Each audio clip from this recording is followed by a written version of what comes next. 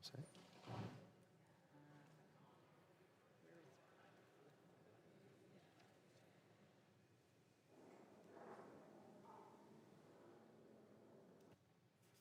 All right, I've got to use here. Jordan, what happened here? Okay. I got two different things. This is that's the one I practiced on.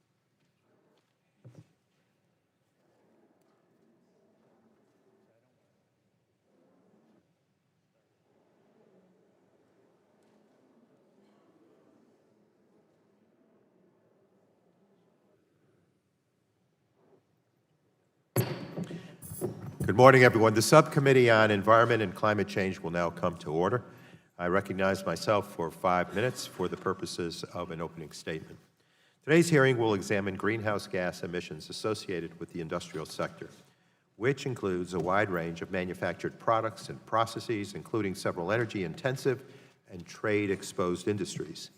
Many of these industrial products are critical to our economy, including steel and cement, chemicals and fertilizers, glass, paper, and aluminum products, to name a few.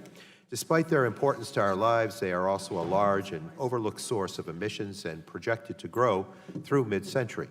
We cannot achieve meaningful climate targets, such as our economy-wide net zero by mid-century goal, without significantly reducing industrial emissions.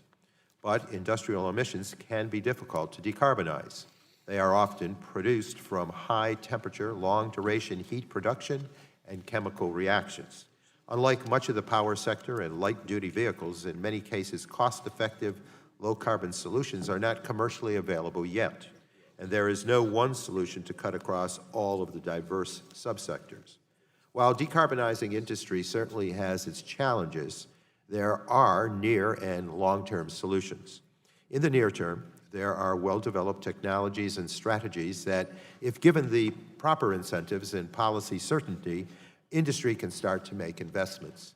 These include improving energy efficiency, deploying chip systems, CHP systems, fuel switching, and increasing recycled content. The federal government could help form markets and provide assistance to incentivize these types of actions right now. For example, the public sector is a major purchaser of steel and cement. Through the power of procurement policy, we can drive market demand for low-carbon industrial products. Longer-term options will require significant federal investments in RD&D for technology development, such as carbon capture, utilization, and storage, breakthroughs in chemistry and materials, and the use of hydrogen. Some of these innovative options may take several years to become widely deployed, but will likely be necessary to achieve major reductions in the sector.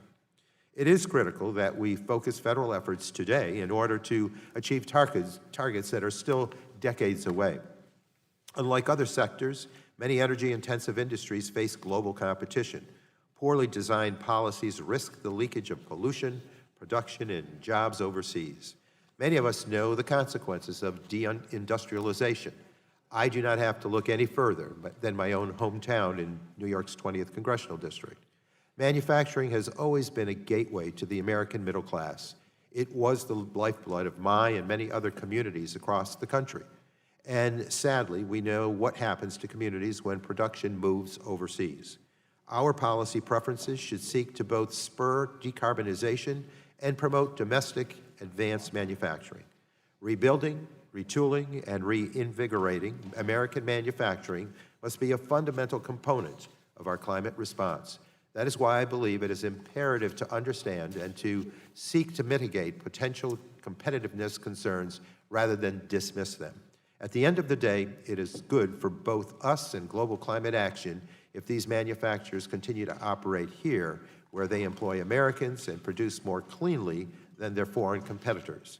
In order to succeed, Congress must provide the assistance necessary to enable the United States industry to achieve ambitious targets on a reasonable and certain timeline. This will likely need to be done with a mix of incentives and requirements. Without a doubt, decarbonization of the industrial sector will be challenging. And I do hope today we can better understand those challenges and the potential solutions. But above all, we must recognize that industrial decarbonization is necessary and possible with the right mix of well-designed policies, federal investments, and market development. Through smart climate and industrial policy, Congress can help American manufacturers transition to cleaner production while investing in the technologies, the practices, and the people that will make us globally competitive long into the future.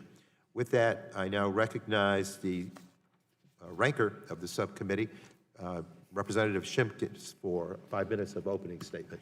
Thank you, Mr. Chairman. Whenever I hear an idea for what we can do to keep global warming in check, whether it's over a conference table or a cheeseburger, I always ask this question: what's your plan for steel?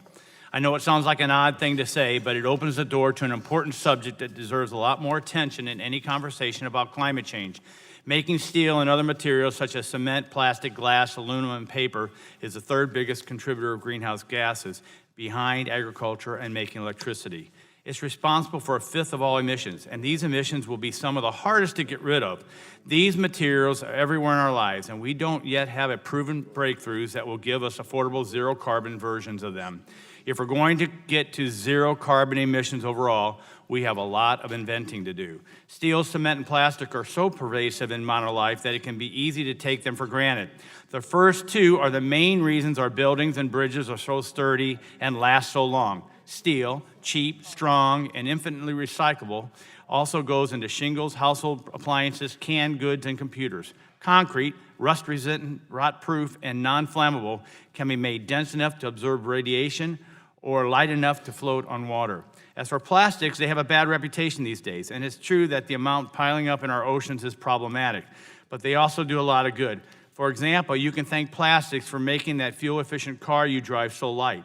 They account for as much as half of the car's total volume, but only 10% of its weight. So how do we cut down on emissions from all steel, cement, and plastic we're making? One way is to use less of all these materials. There are definitely steps we should take to use less by recycling more, increasing efficiency. But that won't be enough to offset the fact that the world's population is growing and getting richer as the middle class expands. So will our use of materials. In a sense, that's good news because it means more people will be living in sturdy houses and apartment buildings and driving on paved roads. But it's bad news for climate. Take Africa, for example. Its emissions from making concrete are projected to quadruple by 2050. Emissions from steel could go up even more because the continent uses so little now. If using less isn't really a viable option, could we make things without emitting carbon in the first place? That is, in fact, what we'll need to do. But there are several challenges. First, these industries require a lot of electricity, which today is often generated using fossil fuels. Second, the processes also require a lot of heat, as in thousands of degrees Fahrenheit. And fossil fuels are often the cheapest way to create that heat. Finally, and this might be the toughest challenge of all, manufacturing some of these products involves chemical reactions that emit greenhouse gases. For example, to make cement, you start with limestone, which contains calcium, carbon, and oxygen. You only want the calcium, so you burn the limestone in a furnace along with the other materials. You end up with calcium you want, plus a byproduct you don't want, carbon dioxide. It's a chemical reaction, and there's no way around it. As brilliant as this opening statement is, it's not from me. It is from a blog post on August 27th by Bill Gates. I've noted in previous hearings that we should keep appropriate perspective on the scale and source of the problem we're trying to address. And this is especially important when it comes to reducing emissions in the industrial sector. If we impose overly restrictive rules and regulations domestically, we raise the cost of energy and feedstock. We lose control over essential parts of the critical supply chains. We increase reliance on foreign industries and manufacturing and simply displace industrial emissions from the United States to other nations along with our manufacturing jobs. For emission reductions in this sector to make an impact on global greenhouse gas budgets, the reduction should occur where the industrial output will be growing the most. That will most likely be China, India, and the developing world. The trick for the United States will be to develop the cleaner technologies and practices to export to developing nations while avoiding cost and regulatory burdens that will make essential goods more expensive and drive our industries overseas. We do not want to put the United States at a competitive disadvantage to other nations or deprive our nation important opportunities to innovate and develop the new industrial sectors that promise cleaner future energy systems. Today's testimony will note that reducing emissions across the sector is not easy or even possible in some cases based upon brute facts of physics, chemistry, and economics.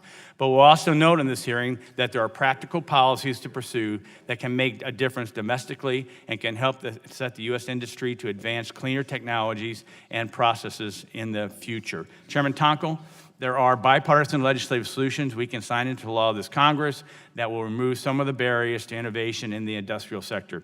If you want to start making progress on the industrial emissions, let's start with what we know we can do today to make a difference in the innovation landscape while protecting our national interests and the interests of our workers and consumers. And with that, I thank you for the time, and I yield back my time. Thank you, Representative Shimkus. The gentleman yields back. The chair now recognizes Mr. Pallone, chairman of the full committee, for 5 minutes for his opening statement. Thank you, Chairman Tonko. Combating climate change is a top priority of this committee. That's why in July I joined Chairman Tonko and Rush and other committee Democrats in announcing a plan to address the climate crisis by achieving a 100% clean economy by 2050. Recent reports by U.S. scientists and the Intergovernmental Panel on Climate Change paint a grim picture of our future if we do not get carbon pollution under control. We're already experiencing record heat waves, flooding, sea level rise, intense wildfires, extended drought, and severe weather events that experts project would come with increased warming. And these events are taking a terrible toll on our communities, and the cost of inaction is growing. We must act, and our 100 by 50 plan is supported by the scientific consensus. Scientists say we must limit global warming to 1.5 degrees Celsius by the end of the century to prevent the worst effects of climate change. Now, transforming our economy to one that is 100% clean will be tough and will take significant resources and ingenuity, but it's absolutely necessary. Some sectors of the economy will be more difficult to address than others. So today's hearing will examine the industrial sector, an essential sector of our economy and one with some of the largest challenges as we look to transition to a 100% clean economy. The industrial sector is a source of good-paying jobs and critical products. These products make up our infrastructure and are essential to a wide array of businesses and services in our modern society. A vibrant manufacturing sector helps our economy flourish. At the same time, this sector is also the third largest source of all greenhouse gas pollution. Compared to other sectors of the economy, emissions from the industrial sector come from a diverse mix of heat production, power generation, and chemical reactions. And that mix also varies widely across individual subsectors and facilities, from manufacturing cement and steel to producing chemicals and paper products.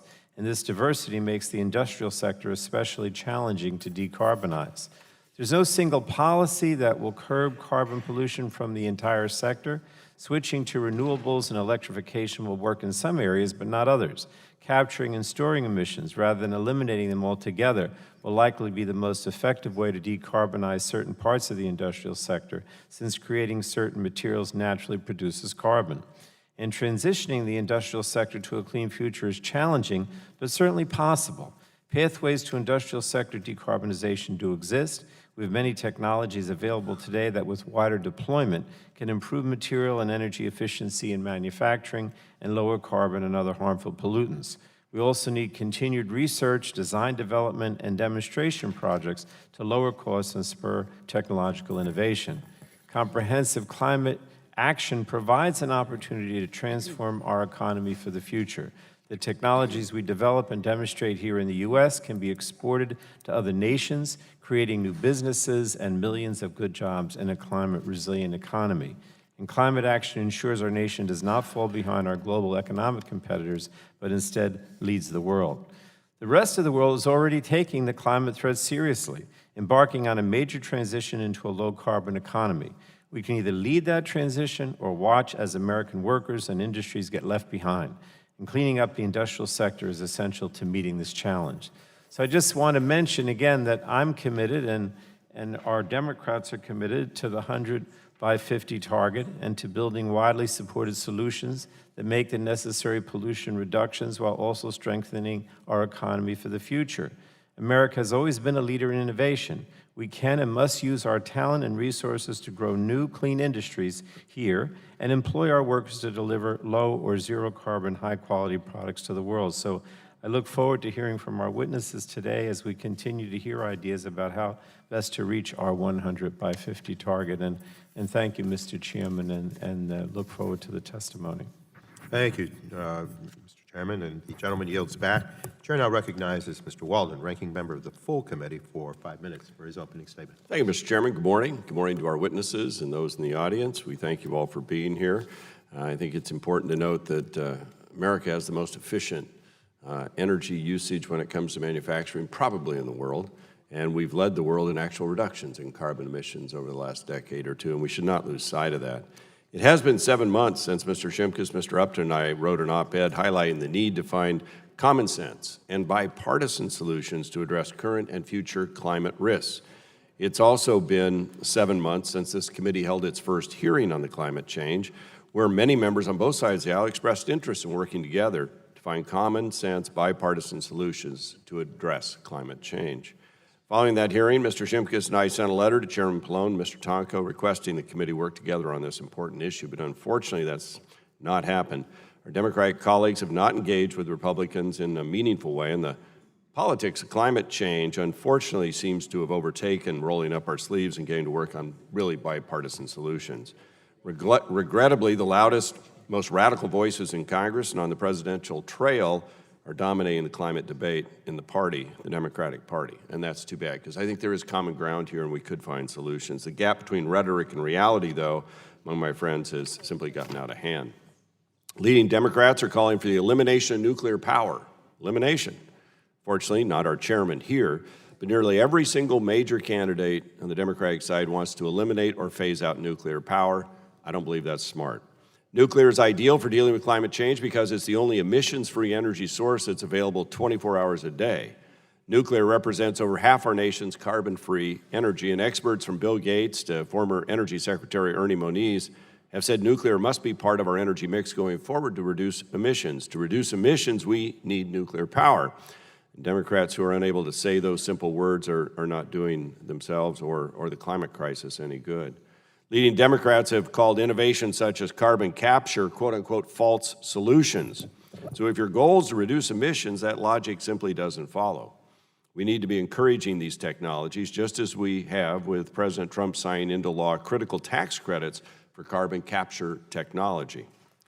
Leading Democrats have also called for a ban on fracking and on natural gas development. And yet the production of natural gas helped the United States become a global leader in energy production and a major energy exporter. It substantially helped us reduce our overall emissions. In fact, in 2017, U.S. carbon emissions were the lowest they've been since 1992, and they're projected to remain steady in upcoming years. The United States achieved these reductions while emissions were climbing in most of Asia and most of Europe. So such a ban would wipe out a major source, not only of American prosperity, but also of fuel that has lower emissions, and it would lead to Americans paying higher prices for the same energy and increased reliance, by the way, on foreign energy sources with no impact on the world's appetite for energy. So I don't think that's a serious approach. Now, I know that many of my friends on the other side of the dais don't agree with all of these positions, but unfortunately, the all-or-nothing talking points from many are preventing us from building on the progress we made last Congress to reduce emissions, boost clean energy, and protect America's economy and workers. Maybe that's why E&E News reported, and I quote, House Democrats have little to show on climate, close quote. Turning to the topic of today's hearing, as Bill Gates warned in a recent op-ed, we have a lot of inventing to do in order to achieve zero carbon emissions overall. And I believe Mr. Gates rightly pointed out that we don't yet have any proven breakthroughs that will give us affordable zero carbon emissions of basic building materials like steel, cement, glass, aluminum, plastic, and paper, which account for 1/5 of all emissions. So without more serious consideration of the scale of what would be realistically achievable here and abroad to reduce emissions, the 100 by 50 slogan is less of a solution and, frankly, more of a slogan. So if Democrats want to tackle climate change, they should work with us, Republicans, because that's how we're going to get serious solutions that can become law, and it's how we've done it in the past. There are bipartisan bills in Congress we could pass right now to ensure the United States remains a global leader in emissions reductions, economic productivity, and clean energy production. And there are more ideas we could explore together, and I hope we will.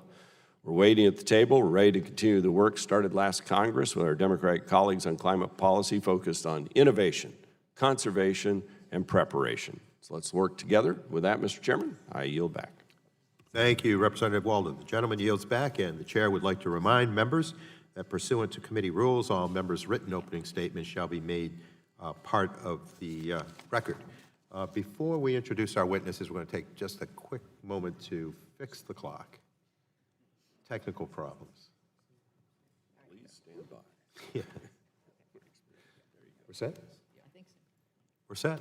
That was a quick moment. So now I introduce our witnesses for today's hearing. We begin with Bob Perciasepe, President of the Center for Climate and Energy Solutions, or C2ES. Dr. Jeremy Gregory, Research Scientist of the Department of Civil and Environmental Engineering and Executive Director of Concrete Sustainability Hub, Massachusetts Institute of Technology, on behalf of the Portland Cement Association. Next, we have Dr. Gaurav Sant, Professor and Henry Samuel Fellow of Civil and Environmental Engineering, Material Science and Engineering, and the California Nanosystems Institute, and Director of the Institute of Carbon Management at University of California, Los Angeles. Next, we have Ross Eisenberg, the Vice President of Energy and Resources Policy at the National Association of Manufacturers. Next, Dr. S. Julio Friedman, Senior Research Scholar for the Center on Global Energy Policy at Columbia University's School of International and Public Affairs. And finally, Jason Walsh, who serves as Executive Director of the Blue-Green Alliance. Before we begin, I would like to explain the lighting system. In front of you are a series of lights. The light will initially be green at the start of your opening statement. The light will turn yellow when you have 1 minute remaining. Please begin to wrap up your testimony at that point, and the light will turn red when your time has expired. At this time, the chair will now recognize Mr. Perciasepe for 5 minutes to provide his opening statement. And thank you, Mr. Perciasepe, for joining us today. Thank you, Mr. Chairman, and all the members. Thank you for being here and also for inviting me to speak to you today. My name is Bob Perciasepe. I'm president of the Center for Climate and Energy Solutions. We're a nonprofit, non-partisan organization that works with businesses to achieve climate goals. I think there are three themes in my quick opening statement and in my written statement that you all have, and I think it's already been mentioned by a number of the opening comments from the members. The challenge in the industrial sector is complex and difficult. Right now in the United States, it's close to, including the indirect emissions from electricity use, it's close to 30% of the U.S. emissions of greenhouse gases. Engaging businesses and the diversity of businesses in developing the solution mix is a pretty important part of what we will need to do and what we've been doing at the Center for Climate and Energy Solutions. So engaging the business is another important point. And the third key point, I think, is that businesses are not going to be able to do this alone. They need policy that will help them achieve the goals that they're setting themselves. And so given the tremendous diversity, and I think we heard this already from particularly the chair of the full committee, that there are three big components in the industrial sector that are causing the emissions. One is the thermal energy they need, the heat. The second is the different chemical processes like making steel and concrete. And there's also electricity that is used. And so thinking about all of those together gives you a sense of the complexity, but it also can set you on a path on how you can start dissecting what the solutions would be. And I have a lot more of this in my written statement, but I want to go through very high-level examples here. So if you look at those processes and you look across all the different sectors, there's some that are in every sector. They're sort of like across the board. So thermal energy is used in a lot of different, from steel making to chemicals, and mostly, as it's been pointed out, fossil fuels are used. So this is where the technology of fuel switching in some cases, but also carbon capture, and how important carbon capture will be for some of those processes. That's across the board. Combined heat and power to be more efficient. The on-site power generation using different kinds of fuels and greater use of efficiency strategies are all things that cut across the different sectors. But then you have to get down to the different processes in the sectors. And I want to say that on carbon capture, we often think that this is still an evolving technology, and it is, of course, and we need a lot of more work on infrastructure. But today, while we're sitting here, there are two industrial applications of carbon capture currently in use. One at Air Products in Texas, where they're making hydrogen from reforming methane, and they're capturing that carbon.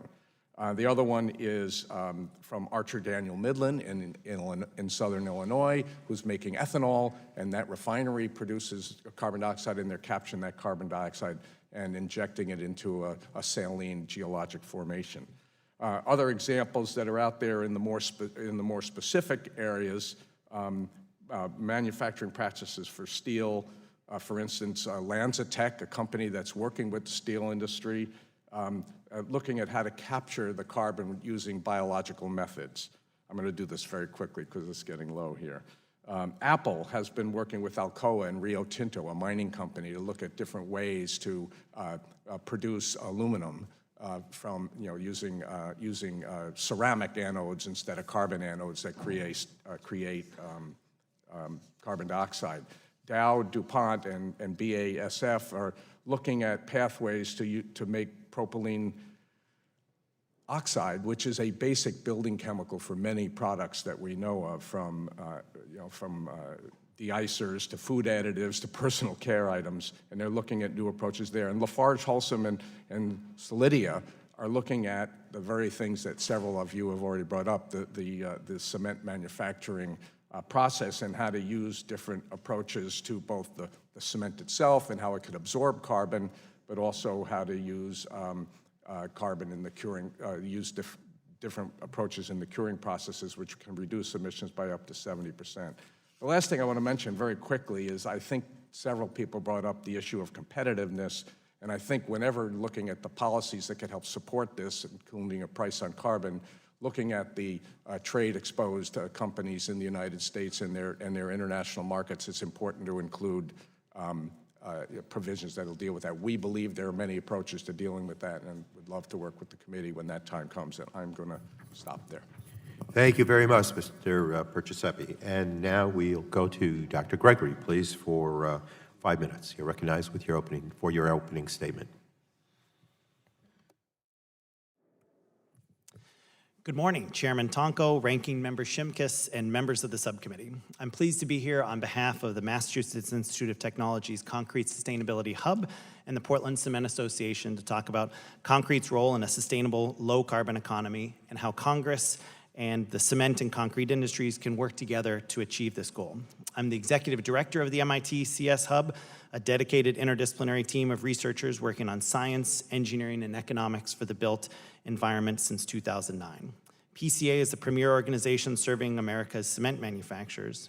Since the CS Hub is jointly funded by the cement and concrete industries, our research teams regularly interact with companies in this arena and also stakeholders who are involved in decisions related to concrete, such as architects, engineers, and contractors. In my testimony today, I'd like to provide the committee with some key actions related to the cement and concrete industries that will accelerate us on the path to sustainability in the industrial manufacturing sector. For background, cement is the powdery substance that's mixed with water and aggregates to make concrete. If you didn't realize there was a difference between cement and concrete, you can join my beloved mother in that esteemed club. Although cement and concrete have different manufacturing processes and emission profiles, they're inherently linked as end-use building material whose impacts other emissions such as building energy consumption or vehicle fuel consumption on pavements. Thus, it's important to consider the embodied emissions for these materials in the context of their full life cycle.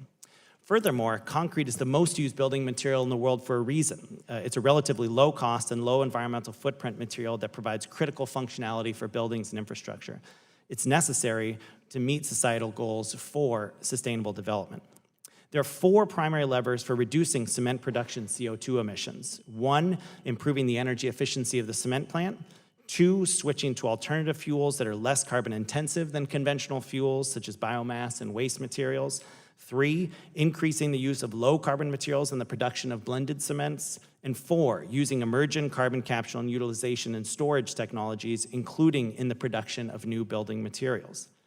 A technology roadmap for the global cement industry estimated that meeting targets for a maximum 2 degrees C global temperature increase would require a 24% reduction in cement industry CO2 emissions by 2050, with CCUS accounting for 48% of emissions reductions, followed by use of blended cements at 37%.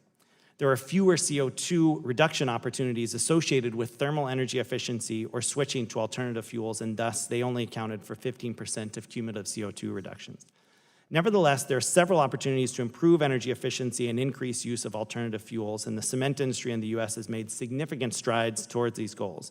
However, regulatory programs are often barriers to making additional improvements, and there are some specific programs and suggested modifications that are detailed in my written testimony. Cement production is unique from most other industrial processes in that it has emissions associated with energy generation and the production process. Thus, even if zero or low carbon fuels can be used, emissions will still be a fundamental part of the process. As a consequence, CCUS is necessary to meet deep decarbonization goals, and pilot programs in the cement industry are underway across the world. Fortunately, there are several companies that are demonstrating how captured carbon may be used to produce binders and aggregates, thereby enabling circularity for these emissions. However, cost is a significant barrier to the implementation of carbon capture technologies at cement plants in terms of capital costs, and the adoption of carbon utilizing materials in terms of higher product costs in the building material marketplace. Thus, there are significant opportunities for Congress to provide targeted CCUS research, development, and deployment funding that is specific to the cement sector, and incentives for adoption of innovative technologies and materials. Increasing the adoption of blended or alternative binders will require overcoming the risk aversion of engineers specifying concrete. Engineers typically rely on prescriptive-based specifications that detail the types and limits of materials that can be used in concrete mixtures. In addition, there's a significant burden of proof to demonstrate that new low-carbon materials will meet long-term structural and durability requirements. Supporting a shift to performance-based specifications for concrete would spur innovation in the design of low-carbon concrete mixtures. Sponsoring research on the long-term structural and durability performance of concretes using blended or alternative cements will help to mitigate perceived risk by engineers. As you can see, there are steps Congress, industry, and academia can take together that would ensure the continued role of cement and concrete in sustainable development. Mr. Chairman and members of the committee, we're ready to work with you to pursue the path toward the goal of a clean and sustainable economy together. Thank you. Thank you very much, Dr. Gregory. We now move to Dr. Sant, please, for 5 minutes.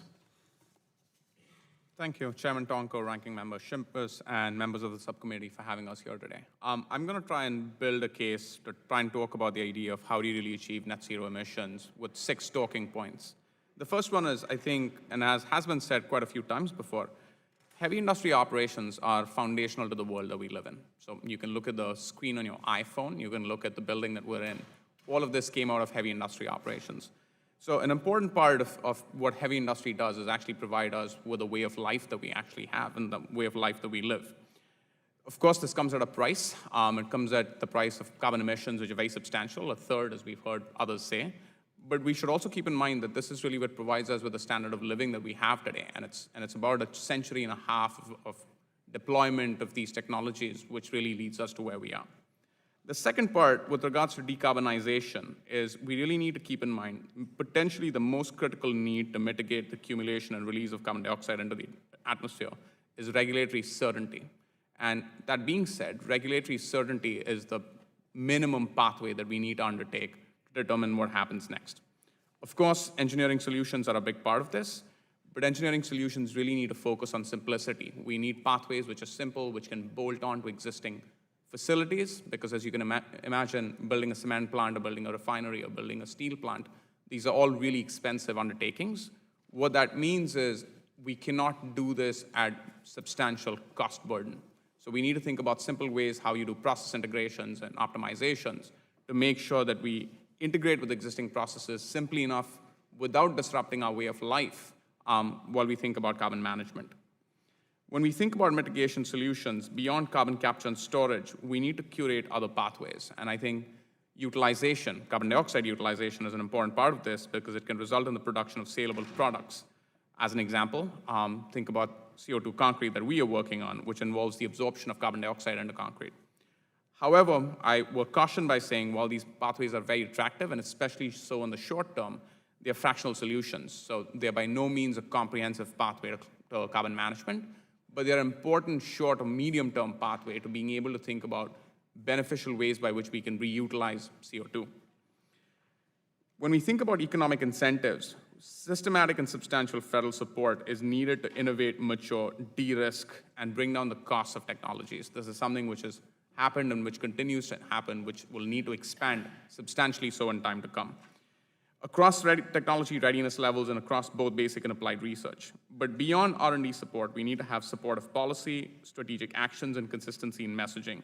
This includes direct financial support, for example, grants to innovators and corporations, targeted procurement actions, incentives, for example, tax credits, but also disincentives, penalties, which actually incentivize a mechanism of change. We need to focus on the consumer. As consumers, we are actually all each individually responsible for what heavy industry does because we are the consumers of these products.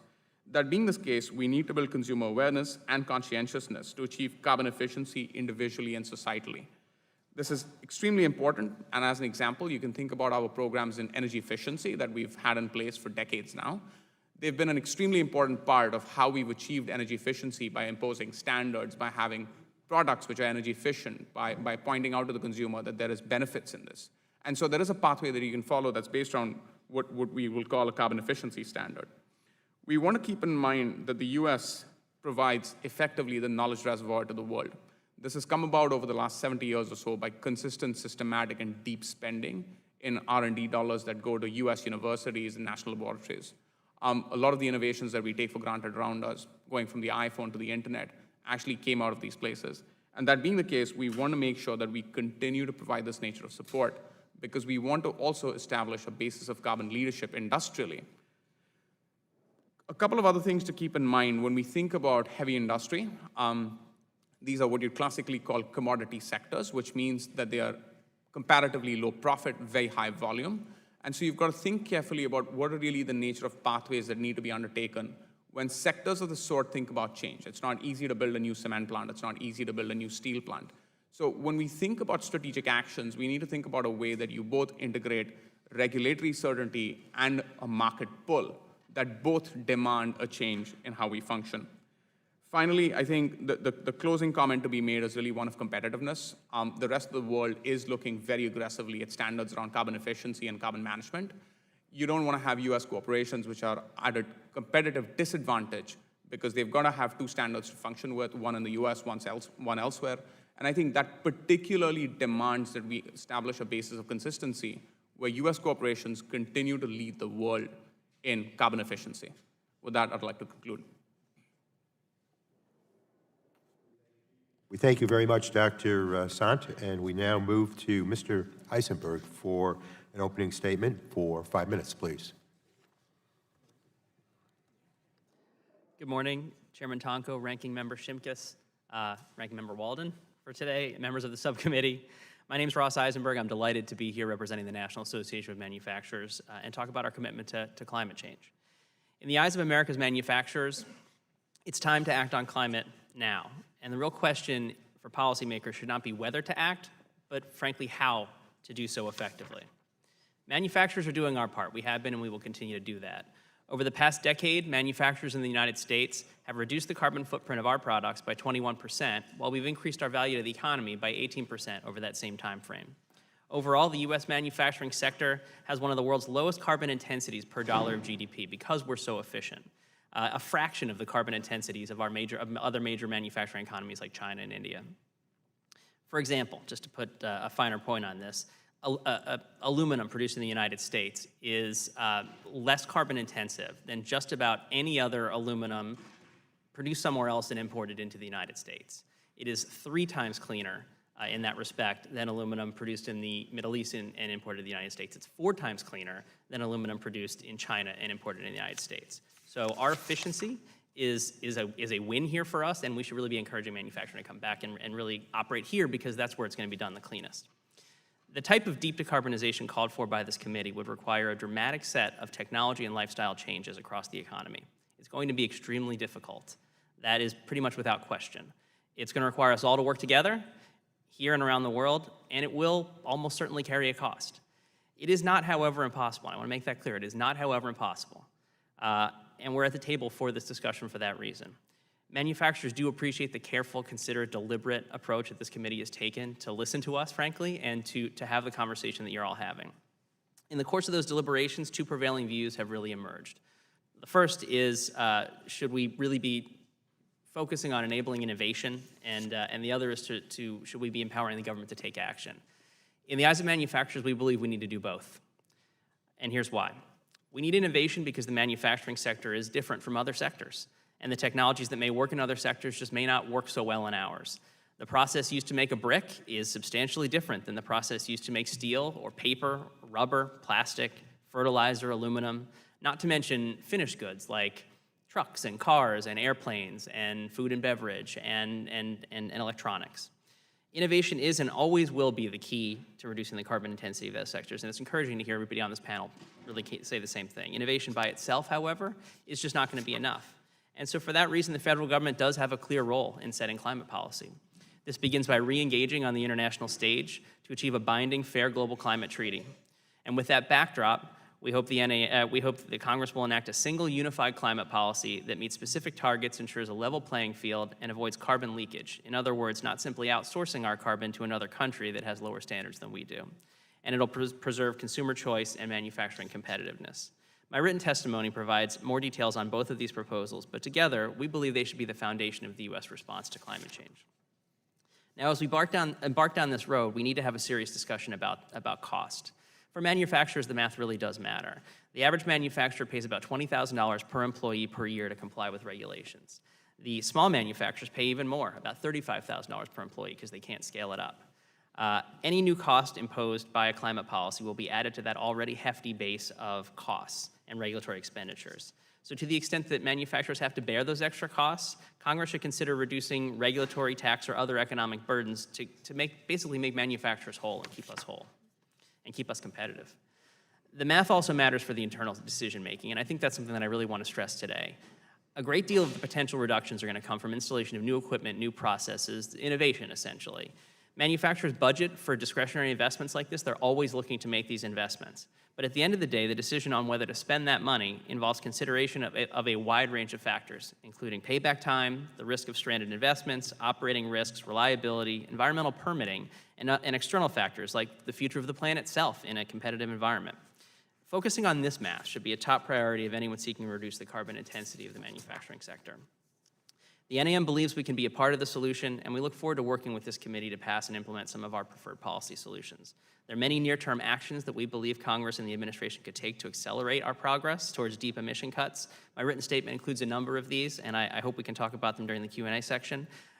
We think these would make a real difference and ensure that emissions continue to decline in the manufacturing sector while Congress and the administration work out some of these bigger policy issues as well.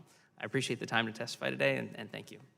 Thank you very much, Mr. Eisenberg. Next, we'll go to Dr. Friedman for an opening statement. You're recognized for 5 minutes, please.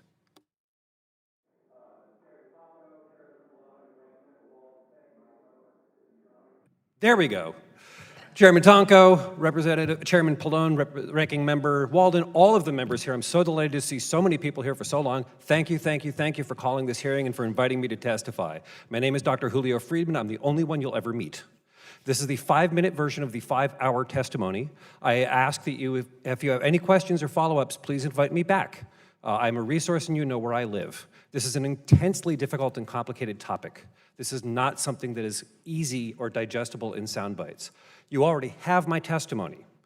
I'm happy to explain it in great depth, but I want to take this time to hit a couple of key points. First of all, I work at the Center for Global Energy Policy at Columbia University. We exist to provide information of this kind to people like you to help make good decisions. I lead an effort on carbon management. We have 2 reports coming out in the next month, all of them associated with heavy industry decarbonization, specifically for heat. Fun fact, heat for heavy industry is 10% of global emissions. Just heat. It is more than all the cars and planes in the world together. If you have to melt a rock to do something, you need heat. Most of our industrial processes start by melting a rock. That's properly hard. There aren't easy ways to replace that service. And there aren't really reliable or straightforward substitutes for things like concrete or steel or plastics or petrochemicals. We all have plenty to do. That's what the work looks like. So, to cut to the chase, a couple of facts, 3 findings, 5 ideas.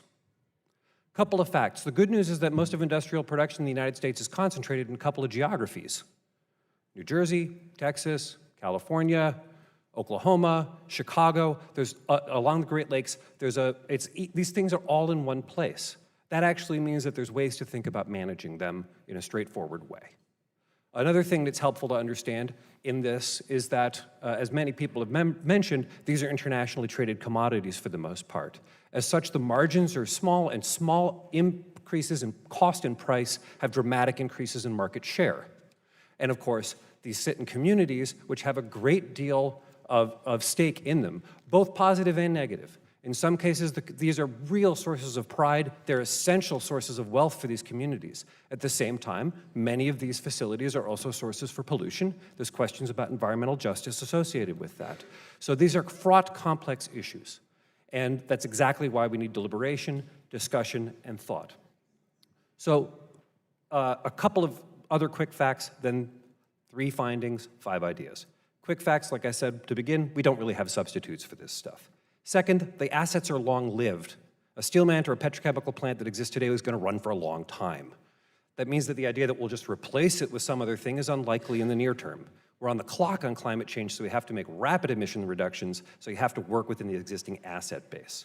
And the options we have, as many people have said here, are not great. We have chronic underinvestment in this sector, perhaps because we don't have a Department of Industry. I'm not recommending we create one, but it means that this jurisdiction is spread across the entire government in a strange way. You may not know this, but ammonia is tracked by the United States Geological Survey. That's because it's considered a mineral resource. So they're the ones who gather the data on this. So there's plenty of stuff to do. In that context, 3 findings. First, as many have said here already, CCUS is essential. It's not optional in this space. 10% of global emissions are from steel and cement. Half of those emissions are the byproduct chemistry emissions, and we don't have processes today that are substitute for that. So if you want to get 5% of global emissions, you got to do that. That's it. You can refer to my last round of testimony. I talk on that subject in great depth. That was back in May 2019. Second finding, hydrogen is pretty promising. If you look at the things that can burn at that temperature or that can be good feedstocks, hydrogen's one of the good ones. Today, the way we make hydrogen is we call gray hydrogen, which is steam methane reforming, and we vent the CO2 into the air. At the Air Products facility that was mentioned earlier, we have what we call blue hydrogen, where we make hydrogen, but we capture the CO2 and keep it underground. There's also green hydrogen, where you use green or renewable or nuclear electrons to make hydrogen through electrolysis, and you use that. Today, green hydrogen costs 5 to 20 times more than blue hydrogen. So today, blue hydrogen is the best looking option. That costs about 20 to 50% more than gray hydrogen, but it's pretty cheap by comparison to a lot of the things we can do. It's also a gaseous fuel, which means we can swap it in with other stuff. Last, as others have said, innovation is essential. We simply can't get from where we are to where we need to be if we don't have a deep, large, committed program for innovation. I have to stop there, but I thank you all for your testimony and look forward to answering your questions. Thank you, Dr. Friedman. And finally, Mr. Walsh, thank you for joining us, and you're recognized for an opening statement of 5 minutes, please. Thank you, Chairman Tonko, Ranking Member Walden, and distinguished members of the subcommittee. Thank you for convening this really important hearing today. The Blue-Green Alliance unites America's largest and most influential labor unions and environmental organizations. Our partnership is firm in the belief that Americans don't have to choose between a good job and a safe environment. We can and must have both. Reducing emissions from the U.S. industrial sector is a clear example of this principle.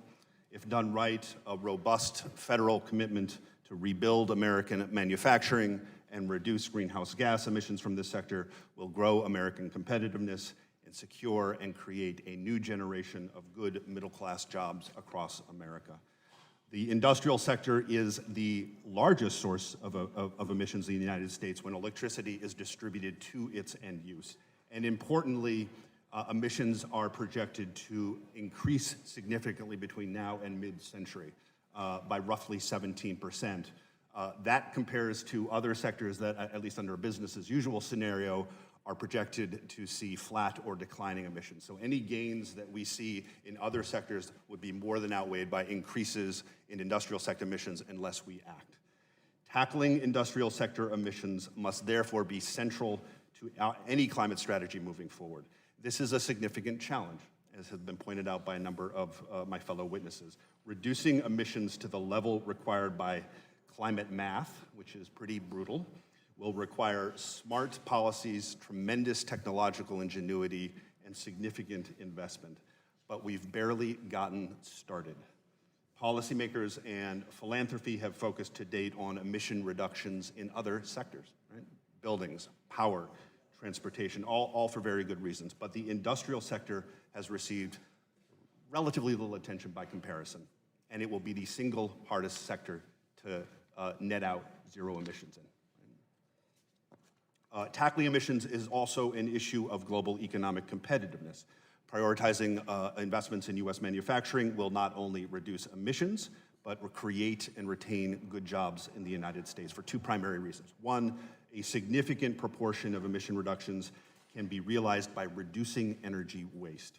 Saving money, manufacturers can invest in capital and in their workforces, supporting jobs through the installation of energy efficiency technologies as well. And two, U.S. manufacturers' ability to produce clean technologies and use cleaner processes will make them more competitive in an increasingly carbon-constrained global economy. Let me take the steel industry as an example, which also speaks to Ranking Member Shimkis's very good question, which in turn echoed Mr. Gates' very good question. The steel industry currently generates about 7% of the world's CO2 emissions, contributing over 3 gigatons of CO2 annually. Global steel demand is forecast to increase from 1.7 billion tons in 2018 to 2.6 billion tons in 2050. There are several ways to reduce emissions from iron and steel production, including industrial energy efficiency, material efficiency and reuse, fuel and feedstock switching, and of course, carbon capture, utilization, and sequestration. Investments are happening today to drive these innovations and to develop cutting-edge technologies and practices. But where are these investments happening? They're not happening here. They are happening in Germany, in Sweden, in the United Arab Emirates. These types of cutting-edge projects are not being built in the United States because we don't have the policies and programs in place that incent and support the kind of investments needed to make them a reality. If we don't start playing catch-up, the future of innovative, low and zero emission steelmaking will be commercialized by our global competitors in their own countries. We can't let that happen. We need to move forward an aggressive American agenda to regain our leadership in clean technology innovation and deployment, and we need to do it now. We need a holistic approach to retaining and growing clean energy manufacturing in the U.S., while also investing in these industries to make them the cleanest and most competitive in the world. These investments must result in good-paying jobs and go hand in hand with common sense tax, procurement, and trade enforcement policies to stop the offshoring and leakage of jobs and pollution, as has been noted by a number of witnesses and members of this committee. My written testimony outlines a number of specific policy recommendations to achieve these goals. In closing, we look forward to working with this committee as you move forward your agenda for the 116th Congress. Thank you again for the opportunity to testify today. Thank you, Mr. Walsh, and that concludes the opening statements provided by our witnesses. We now will move to member questions. Each member will have 5 minutes to ask questions of our witnesses. I will start by recognizing myself for 5 minutes. We know that there are challenges, but we should not underestimate what can be accomplished over the course of a few decades. If we start right now putting in place the right incentives, the research investments, and standards, how much progress can we make by mid-century to decarbonize industry? And what is your recommendation for the very first thing we should do to get started? Let's start with you, Mr. Perciasepi. How much progress can we make, and what is the first thing we should do? Well, I think what you heard from a lot of the witnesses is that there's a lot of progress already underway, including some of the very difficult pieces that have been mentioned by members in their opening statements in steel and in cement. Those industries, we have to look at how to improve the actual processes. But one of the things, there's also companion activities here, because all of industry uses electricity. And so to the extent that we're decarbonizing electricity with other approaches, with renewable energy, nuclear, and carbon capture, the electricity that the industry will be getting is going to be cleaner. And there's also transportation, that moving the products around. So I think the first thing to do, you know, is at a minimum, is to put more incentives in place to stimulate the innovation of the new technologies, ones that cut across industrial sectors like carbon capture, and we have some of that already, as has been mentioned under the tax code, 45Q, but also the innovation needed in these new processes for making steel or iron, pure iron from reduction with hydrogen, as opposed to the current methods. It makes, you know, uses a lot less, creates a lot less carbon dioxide just to make the iron. That's obviously the main ingredient in steel. So these processes that companies are working on could really be accelerated with public incentives. Thank you. Dr. Gregory, what progress can we make, and what's the first thing that you can do?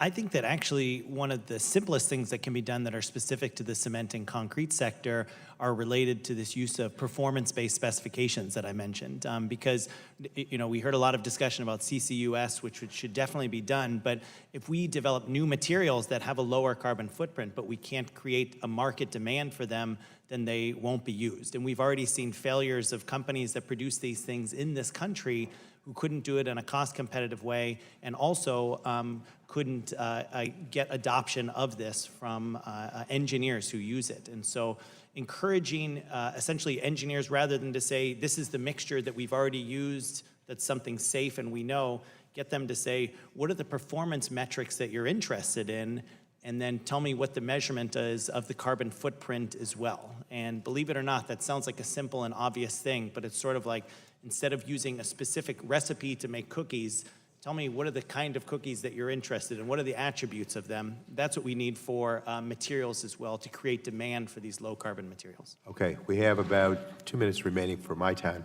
If we can just get quick answers from the remaining 4 witnesses, please. Sure. Very quickly, I think the 2 things that we should really try and focus on is really, number one, carbon efficiency standards, which we can apply across the nation, across a series of products. The second part, technologically, we've done a lot of work to develop new technologies. The issue with most of them is we've not demonstrated them suitably at scale. So I think we really need support to be able to demonstrate things at relevant scales, so that manufacturers can start to see whether these are cost-effective enough for them to actually integrate into their operations. Thank you. Mr. Eisenberg? So we all agree that innovation is the key here. Please give us the tools to do it. We need the incentives, we need the access to the labs, the partnerships with the federal government and within the private sector, and we need to make sure that the math works at the plant level. So that And how much progress can we make? I think we can make a lot of progress, and especially in the near term, especially since you're going to have a lot of hard decisions to make on the federal policy side. But getting that in now, funding those things up, and giving us access to them will make an appreciable difference and a real difference for manufacturers. Thank you. Dr. Friedman? A comprehensive approach could get us 65 to 75%. We could get a lot. The number one thing, procurement. You said it yourself, Chairman. Number one thing is procurement. The government buys 90% of cement and concrete, 50% of the steel that's made in this country. You guys have an outsized role. And by driving that procurement process, you can create new customer base and new options for the manufacturers themselves so that they can sell a better product into a better market. Thank you very much. And finally, Mr. Walsh? We need to deploy the technologies that we already have commercialized more fully.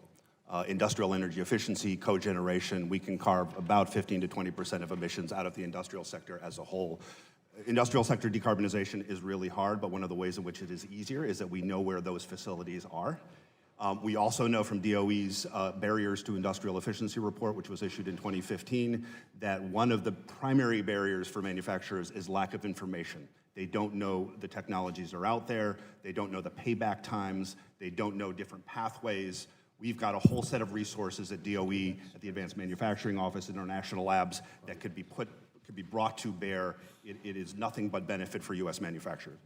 Thank you very much to each of our witnesses. I then will now recognize Representative Walden for as the ranker for the full committee for 5 minutes to ask questions, please. Thank you, Mr. Chairman. Thank you, Mr. Chairman. I want to thank all of you. This has been a really good panel, and we really appreciate your input and your counsel on these issues, and they're not easy. It's far beyond just a slogan. We've got a lot of important work to do.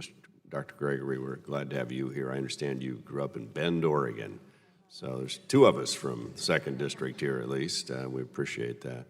Mr. Eisenberg, our view is the path to cleaner technology comes from ground up, from innovators, from investors. We know you got to have the right incentives and all. Can you speak to the importance of the 45Q tax credit, which we extended as part of the tax bill? It has two different variants to it. Is that having a positive impact, an incentive in the market that we want to see results from? Is it working? So it is working and I'm hearing it from my members. We actually recently this year brought in a group called the Energy Advance Center into the NAM. It's a project of the NAM that is it is manufacturers that came together around the 45Q tax credit and are looking to try to find ways to turn that into innovation on the ground. Principally in the oil and gas sector, but definitely other manufacturing sectors as well. We're going to need it all. There's a lot more we can do beyond that. But it was a heck of a start. And it's one of those things where you can use incentives and they work. I mean, we saw it on a number of issues in the energy space, and this is no exception. We're incentivizing the technology has brought manufacturers out of the woodwork ready to actually test some of this and put it into place. There's plenty more that we can do in this space, including starting with enacting the Use It Act and passing the Use It Act, Right. but also things like pore space and ownership and plenty of other issues to get this off the ground. But it's good to hear that we all agree that this is important. Yeah, I think so, and I guess I approach it from the how do we give the carrot as opposed to the stick. That's where I tend to come down and not over-regulate or over-tax or whatever, or grow the government side of this, but rather how do we put the incentives in place for our great innovators to respond and act. And Dr. Gregory and Mr. Eisenberg, Oregon's only cement manufacturing plant, as it turns out, would be in the district I have the great privilege to represent in Durkee, Oregon. It employs about 100 people, directly affects 600 jobs in the area, which is enormous in this very rural county, as you know. It's a very trade-exposed plant. And I've been out there, I've toured it. They've invested tens of millions of dollars to reduce all kinds of emissions, mercury, everything else. They really do care about the environment. It costs roughly the same amount to ship the cement they manufacture to Portland, Oregon, not Portland Cement, but Portland, Oregon, as it does for China to ship their cement from China to Portland, okay? Which is pretty hard to believe, but that's what they tell me. And our concern is if Oregon replicates some of the other climate proposals and policies, we could end up losing that plant and those jobs and cleaner emissions cement. And as a result, they estimate we'd import the cement and it'd be 400,000 tons more per year of emissions globally. So as I sort through these policies, we don't want to do that. And in fact, a lot of the mercury pollution we get on the West Coast, I'm told, originates from Chinese manufacturing. And so do you see, how do we work through these trade-exposed policies, especially on cement? Dr. Gregory, can you comment on that? Yeah, sure. I mean, China makes more cement than the rest of the world combined, right? And so the U.S. manufactures 2% of the world's amount of cement. And do they, what standards? Is there a graph of standards here for cement emissions? There very much is a range. And as many of the other panelists here have mentioned, you know, trade leakage is a really significant concern if we shift the standards that we're using to produce cement here today. I think just like we also heard the power of the purchasing power that government has, whether that's at the federal or the state level or even municipal levels. Oregon is one of the states that's really looking at the concrete that it produces, what's the quality of it, and I think that, you know, whether it's efforts going on in the city of Portland or in the state of Oregon to look at that, that's a great place to start, to ask producers, local producers, where did you get this? What was the quality of it? What was the environmental footprint of it? And ask for that and have that start out Producers will be willing to follow. But do we have data on the amount of emissions from Chinese manufactured or some other country, I'm not just picking on China here, versus U.S. manufacturing for the same products? Is there a place consumers can go and see that? Yeah, we do have some high-level numbers on overall Chinese emissions. What's a little bit different is getting data from individual plants, where there can be significant variation. The types of cement that they make are a little bit different than what we make in the U.S., so it's not quite an apples-to-apples comparison, and so that ends up being a little bit Because I think consumer power is really powerful. Absolutely. And disclosure and information, and we were just talking about your comment, Dr. Friedman, or maybe Mr. Walsh, on this information not even available for some. But I know my time's expired, Mr. Chairman. Thank you. And again, thank you all for your participation in this. The gentleman yields back. The chair now recognizes Mr. Pallone, full committee chair, for 5 minutes to ask questions, please. Thank you, Chairman Tonko, and let me thank all the witnesses for your testimony and assistance in developing policy solutions to achieve a 100% clean economy while keeping and increasing good jobs here at home. But I wanted to think, I don't have a question for Mr. Eisenberg, but I did want to particularly thank him and the National Association of Manufacturers for your very constructive testimony. Thanks so much. Thank you. I wanted to start on the topic of jobs, and Mr. Walsh, you testified, and I quote, that if done right, federal climate policy can help not just maintain, but grow American competitiveness in the global economy. So let me ask you, what would be the number one thing you think we should do now to position American manufacturing to lead and produce low-carbon products, if you will? Well, I think we need to start by recognizing where we've already done that, right? Where we have increased U.S. manufacturing competitiveness while also reducing emissions. One of those sectors, of course, is the automotive sector, right? Through a combination of very careful fuel economy standards coupled with manufacturing policy, we have a whole generation of auto workers that are making high efficiency, in some cases, zero emission vehicles, not only for markets in the United States, but for markets abroad. The challenge is more, I think the bigger challenge in front of us is the energy intensive commodities manufacturers that I talked about in my testimony and that several of the witnesses have spoken to. We are going to need to do a whole lot of things at the same time. I've already talked about industrial energy efficiency. I want to emphasize high temperature heat and the importance of finding low and zero emission alternatives. I mentioned some of the exciting innovations going on in Europe and a few other parts of the world. We need the same thing here. In order to get it, we're going to need a whole set of policies that range from making sure that manufacturers have access to affordable capital, to technical assistance, to consistent and smart regulatory and tax policy. Thank you, Mr. Walsh. I wanted to move to carbon capture. When we talk about the U in CCUS, people often think of enhanced oil recovery as the default way to utilize captured CO2. But as we know, there are many other potential uses for captured CO2, including in the type of product that Dr. Sant is developing at UCLA. So I just wanted to pose this question to three of you, to Dr. Sant, Dr. Friedman, and Mr. Persishepi. What are some of the more novel uses for captured CO2, and how can those uses be developed both economically and at scale? And let's begin with Dr. Sant, and then we'll go to the other two, if you would. Thank you. That's a very important question. So, when we started to work on this, and I think I'll speak to the context more generally, is we really wanted to look at markets where you can use a substantial quantity of CO2, which is why we started to look at concrete as an example, because it's a large market globally. It's also a carbon-intensive commodity. So being able to rationalize its carbon footprint is important. There are other things that you can produce, some of them which are comparatively large, some which are smaller. So you could produce liquid fuels as an example. You could also produce things like formic acid.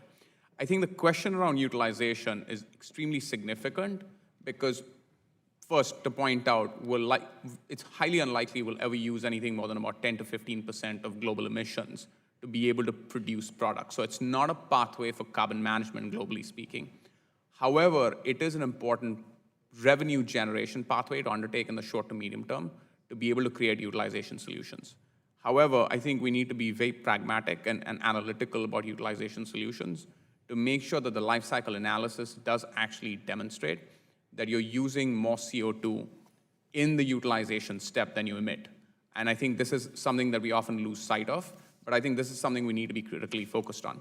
So as an example, speaking for ourselves, it's something that we've taken into great account as we've looked at developing cementation solutions based around CO2. But I think this is a sentiment that really requires standards and basis of analysis to be able to actually affect utilization properly. I think I'm going to run out of time, but I said Dr. Freeman next, so we'll go to him. I'll be brief. Along the lines of what Dr. Sant just said, you can't balance the climate books on utilization. There's just not enough tons to put places. But you can get a couple of gigatons. And the markets where you can get a couple of gigatons start with cement and aggregates. The next big market is fuels and chemicals. I've written 3 reports on this. Happy to send them to you all. Mr. Pershesepi. Some people do call me doctor every once in a while. That's all right. Maybe you are, I don't know. I would concur with Julio that building materials and fuels are the most likely to be at scale, but you asked for some of the interesting things. Well, you know, there's some complex materials like carbon fibers and nanotubes. There's agricultural products, including fertilizers. There's a number of things that people are working on, the whole, you know, all across the board. But those 2 are the most likely for at scale that we need in the near term. Thank you. Thank you, Mr. Chairman. The gentleman yields back. The chair now recognizes the representative from Washington State, Representative Rogers, for 5 minutes, please. Thank you, Mr. Chairman, and I too want to thank all of the panel for being here today. I appreciate your leadership, your commitment to making our economy more efficient, more sustainable. It's essential. As others have highlighted, the U.S. already leads the world in reducing emissions and developing new and innovative technologies to increase efficiencies and reduce waste. As we plan for the best way forward for a clean energy future, we must ensure that we do not harm our competitiveness in an increasingly global economy. It's really free market innovations that have made the U.S. a leader in both emissions reduction and technological solutions such as carbon capture. Unnecessary, burdensome regulations will only succeed in hamstringing our manufacturing economy, and we're celebrating right now 500,000 new jobs, new manufacturing jobs in America. We do not want to be forcing these jobs overseas to countries like China and India, who account for a disproportionate share of global emissions. From my perspective, we should be encouraging new innovations and technologies that can increase efficiencies and decrease emissions. You know, in my home state of Washington, emissions have increased 6% since 2012. And this is despite Governor Inslee's increased mandates and regulations on our energy and industrials. By developing and exporting new processes and new technologies to the developing world, we can continue to lead the world in emissions reductions and remain competitive in the global economy. Innovation is the key to combating climate change, growing the economy, and raising the standard of living in our communities. Mr. Eisenberg, I would like to discuss the central role of global competitiveness when we develop these industrial emissions policies. From past experience, it's apparent that there's a tremendous risk to our ability to make and do things in America if policymakers impose unnecessary costs on industrial processes or the energy used in those processes. Would you just share with us, from your perspective, what we can be doing as policymakers to make it less expensive and more efficient for manufacturers and industry to innovate, rapidly deploy, and eventually export new products? Thank you for the question, and I really appreciate, frankly, everybody's commitment to manufacturing here. I mean, it's so encouraging to hear everybody talk about how important manufacturing is in your districts and to the future. We obviously feel that very, very strongly. That's why I took this job. There's a number of things in the climate space and the emission space that I think would really work here, especially in the near term. That starts with, and a lot of them are in my testimony.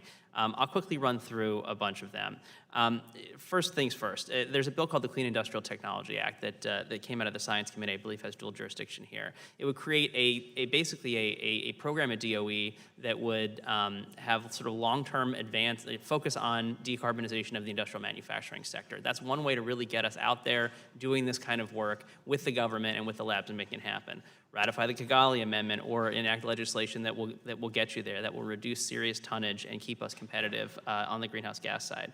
Scale up energy efficiency. Scale up energy efficiency. This is something that I think we're all saying. My counterpart Jason said it best. This is where we really need to focus on the math and give us the tools to install that stuff with the right payback period. Full and complete expensing in the tax reform bill made a big difference to a couple of my manufacturing companies. It gave them the opportunity to change the math and allowed them to put in things like CHP and some of those newer technologies to let them be more efficient. Fix the permitting process, the work you're doing on NSR, reauthorizing Title 41 of the FAST Act. There's plenty more I can get into, but these are all kinds of things that we think would be bipartisan, strong measures that we can do right now that would help keep manufacturing competitive while reducing our emissions. Great. In the time I have left, Dr. Gregory, I wanted to ask if you would just elaborate more on the promise of carbon capture and just what's your understanding as far as what other countries are doing related to carbon capture? Sure, yeah. Carbon capture for cement plants is a little bit different than it is for other types of industrial sectors because we have these two sources of emissions. One set associated with generating energy for the kilns that operate at over 2,500 degrees Fahrenheit, and another set that comes from the process of making the cement itself. So there are pilot plants that exist in, that I know of at least, in Canada and in Germany, and I believe one in China as well, where they're testing these out, but they only occur when there's a significant decision to be able to invest in those things. And basically a lot of them are at very small scale in order to pilot them, but it's a fixed cost on top of the production of cement. So in order to really accelerate that, there needs to be additional incentives or investment in order for that to happen. Okay, thank you for that. I've run out of time, but I think we also should be promoting those policies that are going to encourage carbon capture. I yield back. Thank you. The gentlelady yields back. The chair now recognizes the vice chair of the full committee, representative from New York, Representative Clark, for 5 minutes. I thank our chairman, Mr. Tonko, and our ranking member, Shimkus, for convening this important hearing on how we can protect our environment from industrial emissions and increase American competitiveness in the global economy. As we've heard already today, greenhouse gas emissions from the industrial sector pose a major challenge to tackling the climate crisis. When you include the energy that industrial facilities purchase from the electricity grid, the industrial sector as a whole is actually the single largest source of greenhouse gas emissions in the United States, larger than each of the buildings and transportation sectors. And these emissions are growing. While emissions from the other sectors of our economy are projected to decrease or stay relatively flat, industrial sector emissions are actually projected to continue increasing over the next 30 years. But there's good news too. Many solutions already exist to reduce emissions from certain industrial sources today. And where the solutions don't yet exist, there is still significant room for innovation. Therefore, as we strive towards a 100% clean economy by the year 2050, it is important that we continue to think openly and critically about the challenge so that we in Congress can create the right policies and programs to foster innovation, reduce pollution, and help the U.S. industrial sector lead the world towards a low-carbon future. My first question is to Mr. Walsh. There are some who would continue to put forward a false narrative that we must choose between the environment and our economy. However, those of us who have studied this know that the opposite is true. By cleaning our economy, we can also increase the competitiveness of our manufacturers on the global stage. Could you please talk a little bit more about the global marketplace for industrial goods and about the demand for products that are made under cleaner environmental standards? Just how far behind is the U.S. in this regard, and what will happen if we do not catch up? Thank you for that important question, Congresswoman. Yeah, let's talk a little bit about global competitiveness. I think what we need to recognize is that the rest of the world is already moving in terms of their industrial processes and the policies and investments that support it in a low and zero carbon direction, right? We are actually lagging behind. There are various ways in which we are doing that.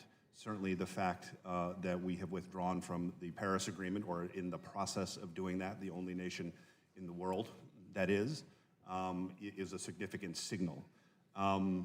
But as you pointed out, this is not just an issue of equity, it is also an issue of competitiveness. So we want workers in the United States to be building the products that we know are going to be demanded around the rest of the world, whether that is low carbon steel or high efficiency lightweight vehicles, or even appliances that have gases in them with low global warming potential. We've talked mostly about industrial sector emissions. We've talked less about the way in which the industrial sector, if we decarbonize it, can lower embedded emissions in the products that we sell to the rest of the world as well. And that includes in a range of things from automobiles to appliances to you name it.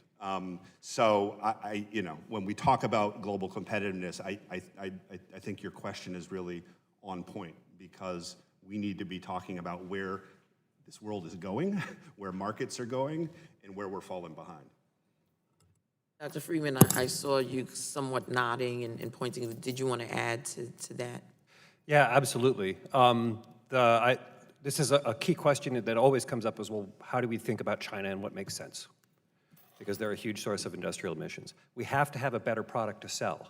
We have to have a better technology to sell. We have to have better manufacturing to deliver those. So we actually have to invest in the innovation. We have to build plants, and we have to do things like protect the workers in those sites through things like a procurement standard or a border tariff or some international partnership. And that's actually how we can drive down emissions in the rest of the world, as well as in the United States. As we clean our economy and make our companies more competitive on this global stage, it's extremely important that we create good-paying jobs, especially in low-income Black and Latinx communities who continue to suffer most greatly from environmental pollution and economic inequality. Mr. Walsh, can you ensure, as we work towards a clean economy, that investments are also made into good-paying domestic jobs and that new pathways are created to bring more young people of color into our future of industrial and manufacturing workforce? Yeah, let's start by acknowledging that generations of economic and racial injustice have disproportionately exposed communities of color and low-income communities to pollution, right? And as well to climate threats. So they need to be at the front of the line for new opportunities as we build new products and reconfigure our manufacturing sector. I think there's some very intentional ways in which we can do that. In the construction industry, we've seen models that involve community workforce agreements, community benefit agreements, which include local hiring, right, pathways for folks in those communities into the jobs that are being created. We're beginning to see some of that in the industrial sector, in automobiles in particular. I think we need to see more of it. We also need to be constantly paying attention to the issue of environmental justice, right? So let's also talk about the importance of regulations, right? Let's talk about the importance of making sure industrial plants don't blow up, which of course not only kills or injures workers, it also kills and injures people who live on fence-line communities. So we need to be weighing both of those things. Thank you very much, Mr. Chairman. I yield back. The gentlelady yields back. The chair now recognizes the representative from West Virginia, Representative McKinley, for 5 minutes, please. Thank you, Mr. Chairman. Dr. Gregory, I'm probably the only one on this panel that's ever written a specification for concrete. I've been writing concrete specs and been involved since 1965.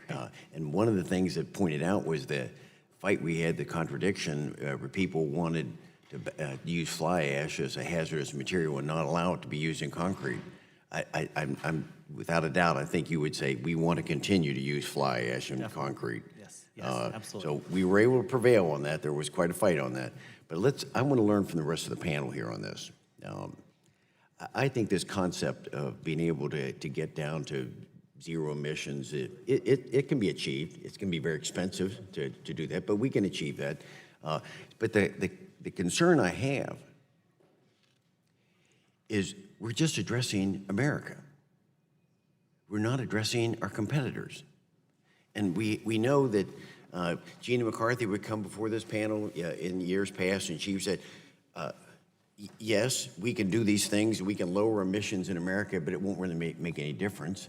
She said she recognized that, what it was going to do to the whole greenhouse gas problem of the globe.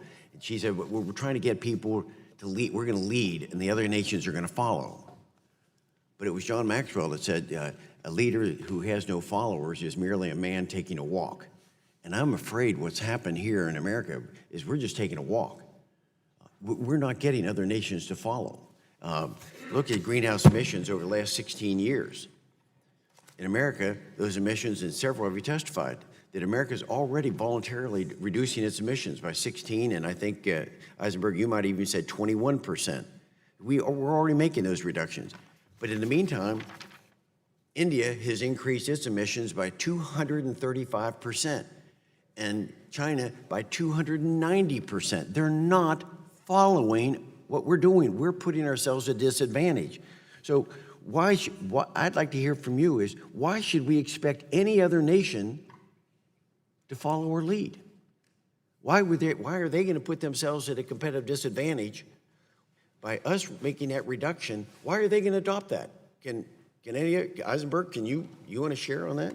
So we agree with that sentiment wholeheartedly, and that's specifically why we've called for us to re-engage on the international scale and get a real good agreement in place that is fair and equitable, and we'll make sure that we are not putting ourselves at a disadvantage. It's got to be the backbone of our climate policy.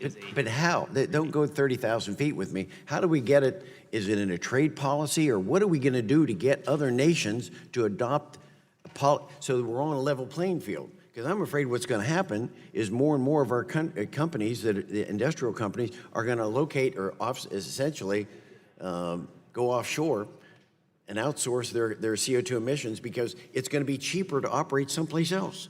I mean, leakage is a very real concern here, and that's why it's 30,000 foot because we haven't really gone there, but we made a lot of progress last time when we engaged internationally. There's more to be made. We really need to get this right, and there's a lot of different ways to get there. Give us a policy.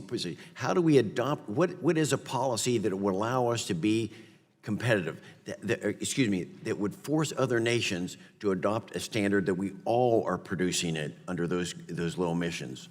I see your hand up. I just wanted Eisenberg to finish his thought. Sure, no, I because I wanted that. something more I won't specific, take too not long. 30,000 feet. So all countries have to, including all of the major emitters, have to agree to reductions, right? And there can't be this inequity of some countries basically getting a free pass till 2030, 2040, 2050 while we impose stuff on ourselves. It's got to be enforceable. It's got to be transparent. It's got to be pro-trade. It has to be innovative. It has to be enforceable by the WTO. I mean, these are all things that we're going to need to make sure that leakage doesn't happen and that we stay competitive. Aluminum's a good example, right? Okay, go ahead. Anyway, you seem to drift up to 30,000 feet again. I want to know I've got something 3 discrete specific. policies that can do the job. Okay. And some of those are in my testimony. One of them is a border tariff. This is a topic which is extremely difficult, extremely dangerous, and extremely fraught. I don't say that lightly, but it is an option. If we had a border carbon adjustment, that would protect U.S. workers and U.S. industries as long as we decarbonized, and it would advantage us compared to some of those other countries. If they wanted to sell to us, they would have to hit that standard. Second option, something basically like the Montreal Protocol, where you have a sectoral group working together. We have multiple countries coming together, and they all set a standard for emissions for steel. You do that with the EU, you do that with Canada, you do that with Mexico, the United States, you get a bunch of countries together. At that point, they create a market that those other countries can't sell into. Japan, Korea, China, India, they can't enter those markets if they don't hit that standard. So you can either go alone or you can go together. The third thing is you can just be better. You can just have a better product, and that's a combination of procurement and innovation. Okay, well, thank you. And Dr. Freeman, I do hope you come back. You seem to be colorful in your presentation. I like your passion. I told Chairman Tonko that when I was in government, I hated testifying. Now that I'm out of government, I love testifying. It's a sickness. Yield back. Let me just state, we're so happy you're having fun. Yeah. The gentleman yields back. Chair now recognizes the gentleman from California, Representative Peters, for 5 minutes, please. Thank you, Mr. Chairman. It's been a fascinating hearing. Emissions from industrial sectors account for over a third of global carbon emissions, and just steel, cement, and basic chemicals account for a little more than over half that total. To me, it sounds like we've got sort of 3 general challenges. One is an infrastructure challenge. What's the infrastructure that needs to be built out to accommodate these changes? Second, what would a standard look like, a carbon standard that we would measure against? And third, what are the incentives we could get for industry to adopt these things, given that we have very low margin businesses, and we have international competition. Dr. Friedman, I'm going to go to you first. At the risk, the one thing we've noticed is as happy as you are, you're bad at the clock. So I want you to briefly explain to me you talked a little bit about how there's an advantage that some of these things were located together. There's an implication about infrastructure in that. I'd like you to follow up on what pipeline and transport infrastructure might look like and why that's important to carbon capture and utilization. Thank you. I'm guilty as charged. As my testimony says, a massive, important option to exercise is building CCUS infrastructure. What does that mean? That is mostly pipelines. Just as one example, though, 28% of U.S. emissions come from Texas and Louisiana, in the Gulf Coast, all around those petrochemical facilities. You could get about a third of those emissions, maybe half of them, if you had a pipeline that connected them together and a good dedicated storage sites. So carbon dioxide pipelines, CO2 pipelines. CO2 pipelines. There are other things you can do. Hydrogen pipelines are inevitable. We're going to build those someday. We should think about it. If we want to electrify these things, we're going to have to add high voltage transmission lines into these facilities, which don't exist today necessarily or may not have the capacity. But the big lever is CCUS, and that means the big lever is CO2 pipelines. Okay, good. Let me ask about incentives, or what a carbon standard would look like. Dr. Sant, you talked a little bit about that. What would be the metric you're talking about? How would we measure success in this area? So I think there's a couple of ways to do it, but I think we really want to look at what's the amount of carbon that's emitted over the course of production of any given material or product that we want to consider. You could consider it for something like cement, you could do it for something like steel. Per unit would be carbon per unit of cement? Per unit mass, as an example, per pound, per ton, per kilogram, choose as you may. And the reason that a ranking system of this sort becomes useful is then you can start to take lots of different products which are produced, for example, in different places, in different locations, not only in the US, but internationally, and then set criteria around what your minimum for, as an example, purchasing might be. So if you're a private buyer versus the government that decides to implement a procurement standard, you can actually start to say, we will only buy a product if it's at or below a particular carbon efficiency standard. And that turns into a really powerful way of forcing both the public and the private sector to act. Okay, good. Thanks. And then finally, I did, I'd like 15 minutes to talk about all these things, but I just wanted to touch on what incentives would look like. We've talked about incentives for business to adopt this. Why is Germany doing this? Mr. Eisenberg, is there a profit in this at some level? What would it be that we would have to do to get businesses to want to invest in this? So it's tough to compare U.S. and Germany for a couple of reasons. One is obviously the fuel sources available to us. I mean, we have tremendous energy from all kinds of different sources, and so it needs to be a technology discussion first and foremost, rather than, I mean, they don't have all of the natural gas that we have and things of that nature. Certainly they have a very top-down approach. They passed Well, forget about them because we don't have all the time, but what is it about what should we be doing as Congress to incentivize American businesses to make these investments? So we absolutely believe incentives can work. They're not the only way to get there. But what do you mean by incentives? So 'cause they can be carrots or sticks. So carrots obviously would be preferential, right? You look over time at the different carrots that have kind of worked in the energy space in terms of electric vehicles, in terms of carbon capture, in terms of different types of energy sources. They do make a difference, and they help bridge that gap towards commercialization. They're not the only way to do it. They are a big deal. Certainly in the energy efficiency space, I think that's really one that, especially in the industrial sector, that we need to focus on, because at the end of the day, so much of that, as much as, and everybody's saying like 50%, could come from industrial energy efficiency deployment. I get that. So changing that math. So I got to write language that says this is an incentive to get your business to invest. Dr. Friedman, do you have any ideas on what we might do as Congress to incentivize these investments? First, create a procurement standard. Second, exercise it. Period. If the Army Corps of Engineers could buy low-carbon concrete and were directed by Congress to do it, and the standard was written by NIST and other experts like Dr. Gregory and Dr. Zant, then it could just be done. 90% of cement and concrete is bought by governments. In addition to that, just super quick, the cost for the finished product goes up 1%. Even if you doubled the cost of concrete in the United States, the cost of a bridge goes up 1%. Okay. So the actual cost to the taxpayer is relatively light in terms of this, but it gets U.S. companies doing stuff. It incents them to have a better product. That's, I think, where we want to go. Okay, thank you. My time's expired. Thank you, Mr. Chairman. Gentleman yields back. The chair now recognizes the ranking member of the subcommittee, Representative Shimkus, for 5 minutes. Thank you, Mr. Chairman. Just apologize for being absent. I was in another meeting that I had to attend. But let me go to Mr. Walsh first.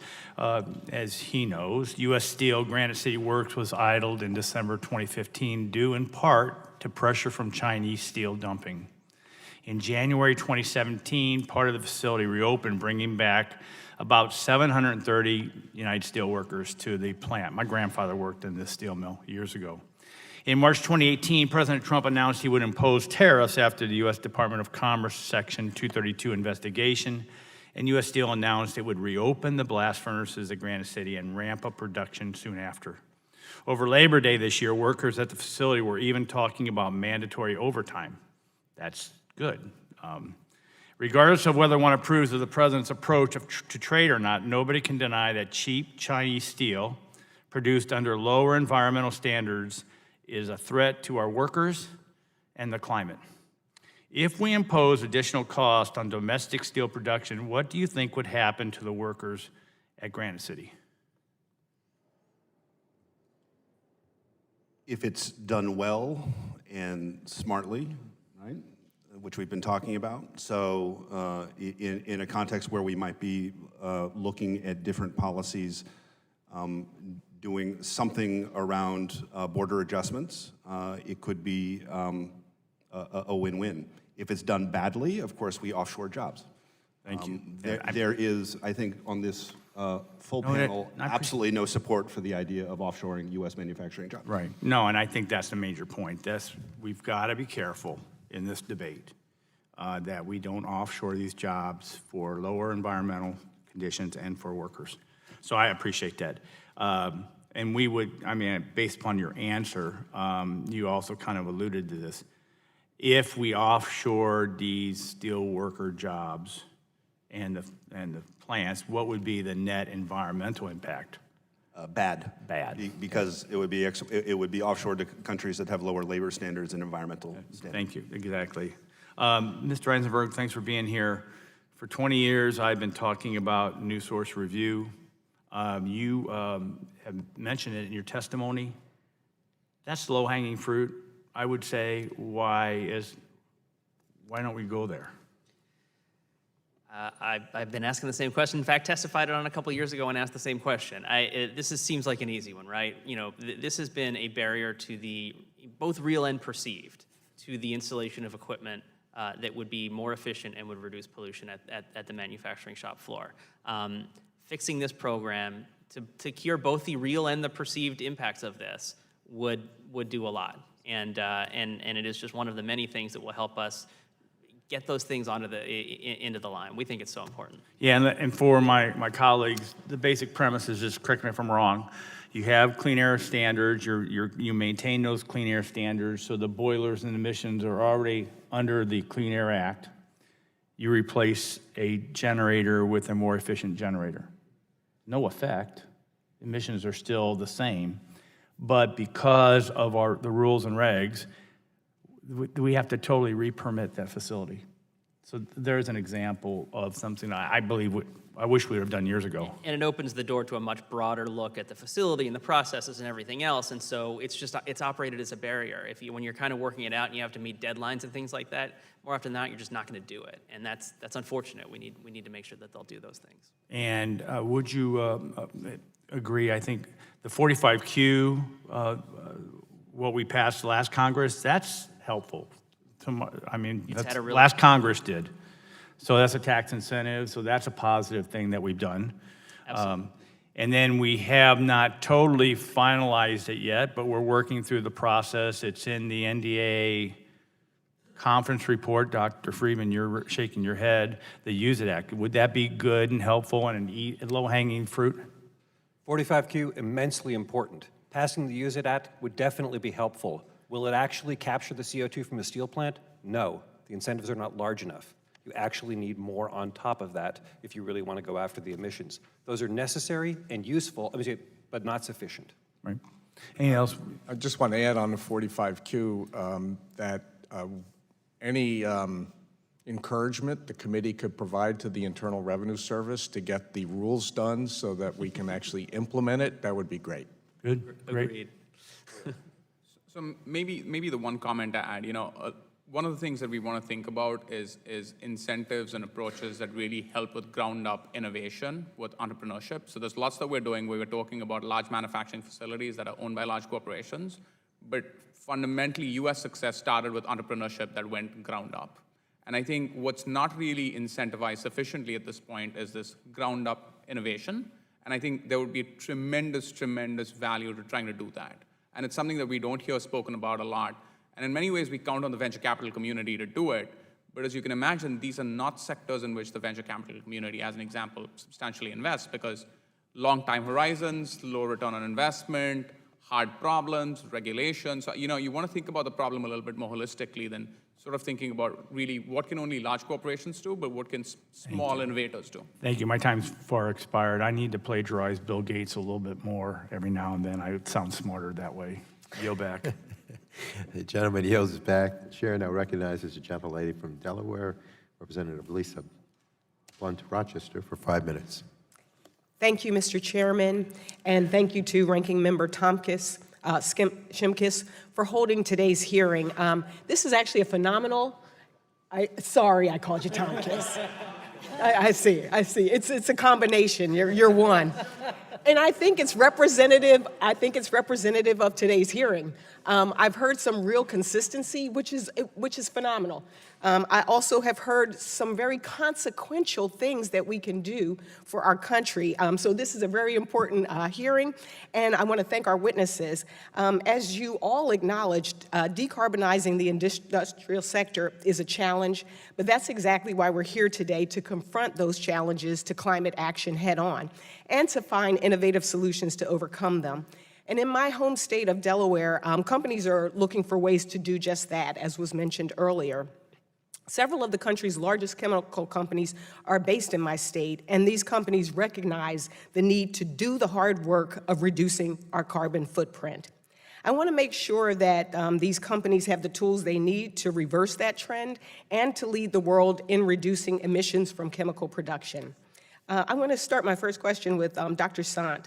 I know that you also recognized how climate action can create economic opportunities, especially the early stage innovators, and I was really glad that you focused on that ground up innovation.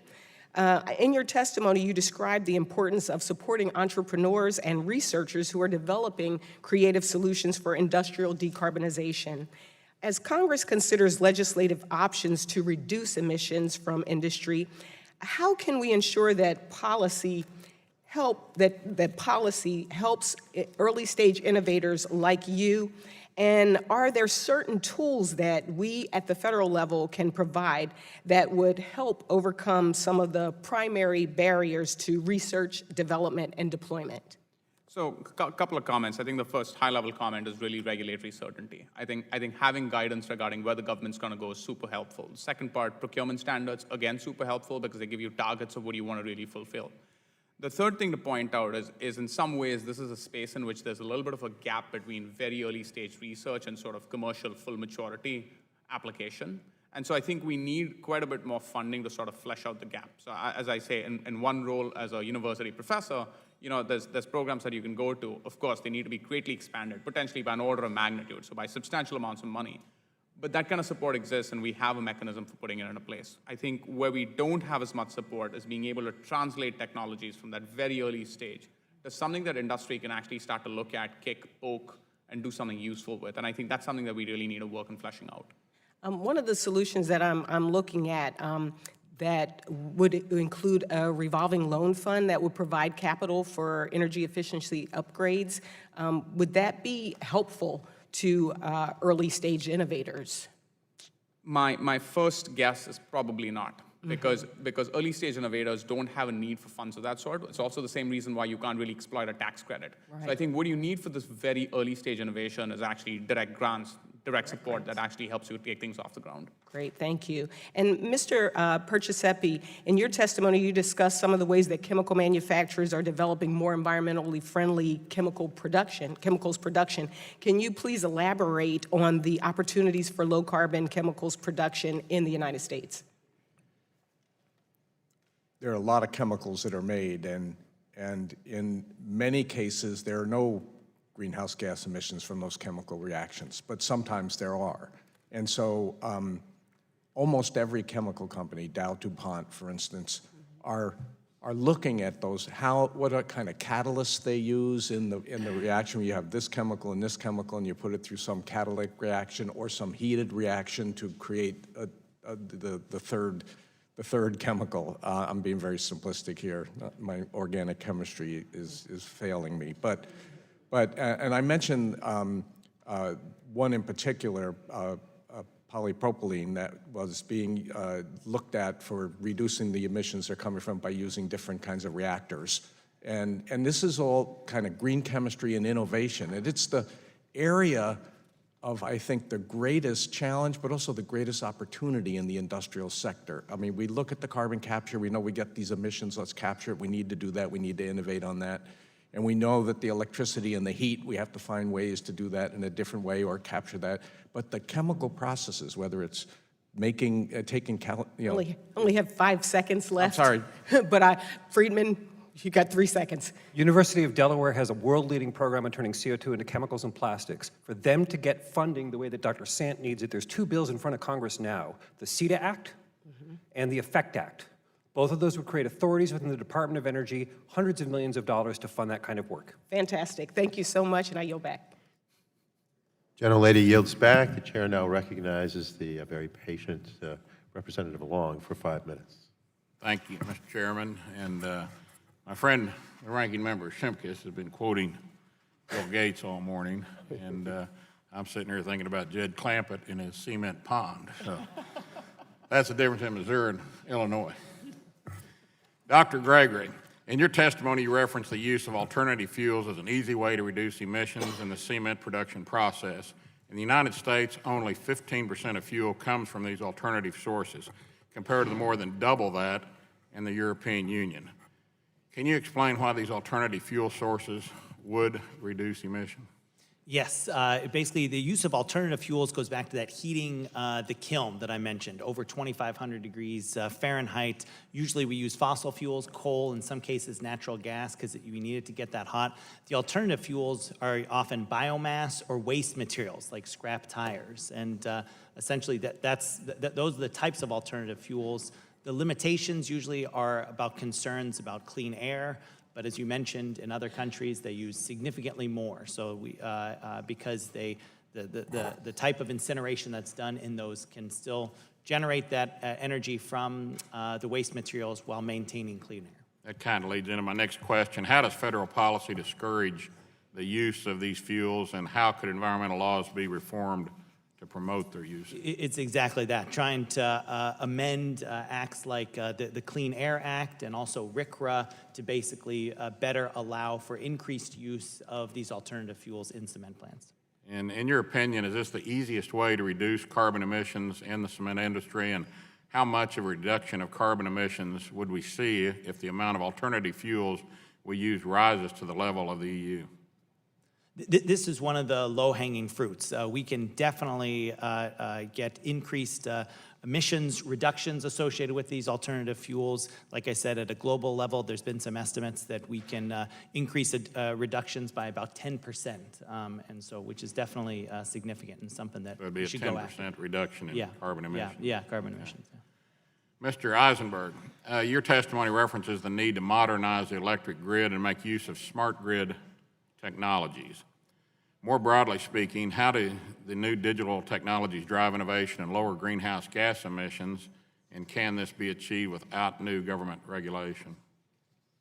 So there's a lot of new technologies out there. The grid, which was traditionally a one-way thing, a one-way highway, right, from the power plant to the end user, is now becoming much more of a two-way street. where we have things like demand response and a lot of these new technologies that allow the user and the user to become a producer, and you can have things like microgrids and things like that that really change it. There's a lot of ideas out there, some that involve government involvement, some that involve the private sector. I don't know that there's one perfect approach here, but it has unquestionable greenhouse gas emissions reductions benefits. DOE found that you could eliminate 277 million to 359 million tons of CO2 per year by upgrading this grid and allowing those new technologies the access that they need. Okay, unless anyone else needs my time, I'll yield back. The gentleman yields back. The chair now recognizes the gentleman from Florida, Representative Soto, for 5 minutes, please. Thank you, Mr. Chairman. I want to talk about sorting out fact from fiction here. We've heard a lot of comments today. First, the facts that climate change is, in part at least, human-caused, and it's an existential threat to humanity. Another fact is that our chairman has set out a goal of getting to net zero carbon dioxide emissions by 2050. In addition, another fact is that we're going to have hearings from the fall through early winter to develop a plan by the end of 2019. I thank all you here as our panelists to help us with that. And another fact, we're open to an all of the above strategy on this ambitious net zero carbon dioxide goal by 2050. Some fictions that this committee is not prepared to work to develop bipartisan solutions. Another fiction is that we have already ruled out nuclear or carbon capture. These are things that we're prepared to work together on. Many of you have said that innovation is key. So I'd like to know by a show of fans, how many of you believe the Trump administration's elimination of California's fuel emission standards hurts innovation, by a show of hands? So there's many ways we could do that. I know that's not exactly manufacturing, although obviously auto manufacturing is a big part of our manufacturing base. I'd like to start with Mr. Eisenberg. We've had some staff information point out that in 2015, the Department of Energy estimated that adopting high-efficiency technologies could reduce energy consumption in the industrial sector by as much as 32% by 2025. They gave some ideas. One, installing advanced motor systems, high-efficiency boilers, and smart manufacturing. And two, using combined heat and power systems. Could these technologies and others assist in getting us to a 32% reduction? They absolutely could. They could be effective. We just got to get the math right and make sure that manufacturers have the incentives and really the opportunities to put them in place and have the payback be good. Thank you. And for Dr. Sant and Dr. Gregory, it'd be great to hear our staff has mentioned that by switching to low carbon fuel stocks and feedstocks, such as the electrifying industrial process, could reduce both direct and indirect emissions by switching to hydrogen or biomass as a fuel or feedstock. For the industries that you all are studying, for the industries you all are studying, is that feasible going forward as part of a plan for 2050? So a couple of comments to point out. In general, switching to alternative fuels is beneficial, but it's not trivial because in many ways it requires changes around how we actually handle solid waste and how we actually categorize solid waste prior to combustion. That's comment number one. The second comment that goes with it is a lot of the processes that we look at, which span, as Julio put it some time ago, trying to burn and melt rock. It's not terribly trivial to switch processes from a fossil fuel source to a renewable source. It's not out of the question, but we're not close to doing it. That being the case, running a cement kiln electrically is not trivial because you're trying to produce 10,000 tons of cement a day. Mr. Gregory, last sentence, then I got to switch. I think when we think about these things, we want to take an economy-wide perspective to how we actually manage carbon. It's not sufficient to just look at heat or power or a single process. I'll close with that, so Jeremy can chime in. And Dr. Gregory. Yeah, I wholeheartedly concur. To get to that 2,500 degrees Fahrenheit, you really right now have to do it with fossil fuels.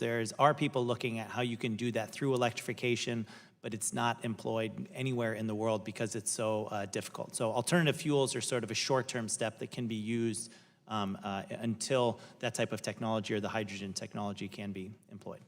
And Dr. Friedman, I know there was a discussion here among our staff about that carbon capture utilization and storage, maybe the more cost-effective way in some subsectors for, they reference ammonium production to get the biggest reduction as quickly as possible for CO2 emissions. Would you agree with that? 100%.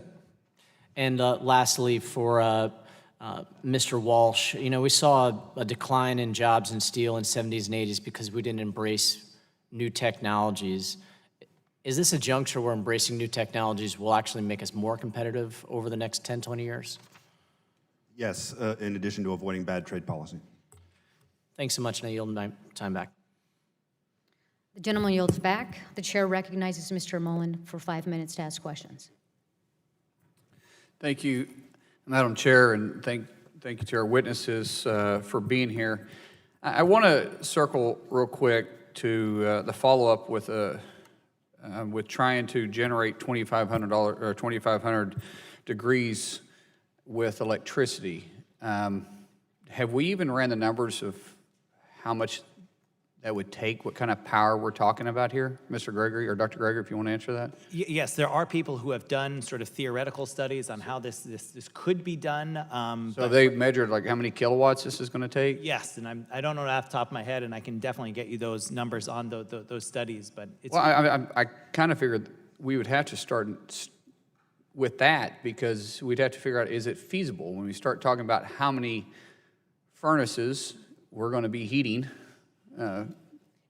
it's a question of is it even, I mean, when you start talking about wind power and solar power, how are you going to generate that? How much is that going to take off the electrical grid to be able to do that? I'm just a country boy from Oklahoma, but I've sure worked with a lot of boilers and have my boiler's license, and I've installed a ton of them. I just don't think it's feasible. I just don't know how you get there. In the short term, it isn't, and that's why it's not being adopted. Well, already to take all the fossil fuels off our grid, according to the studies that we've already seen, it would take a wind farm the size of Texas to replace it. Is that correct?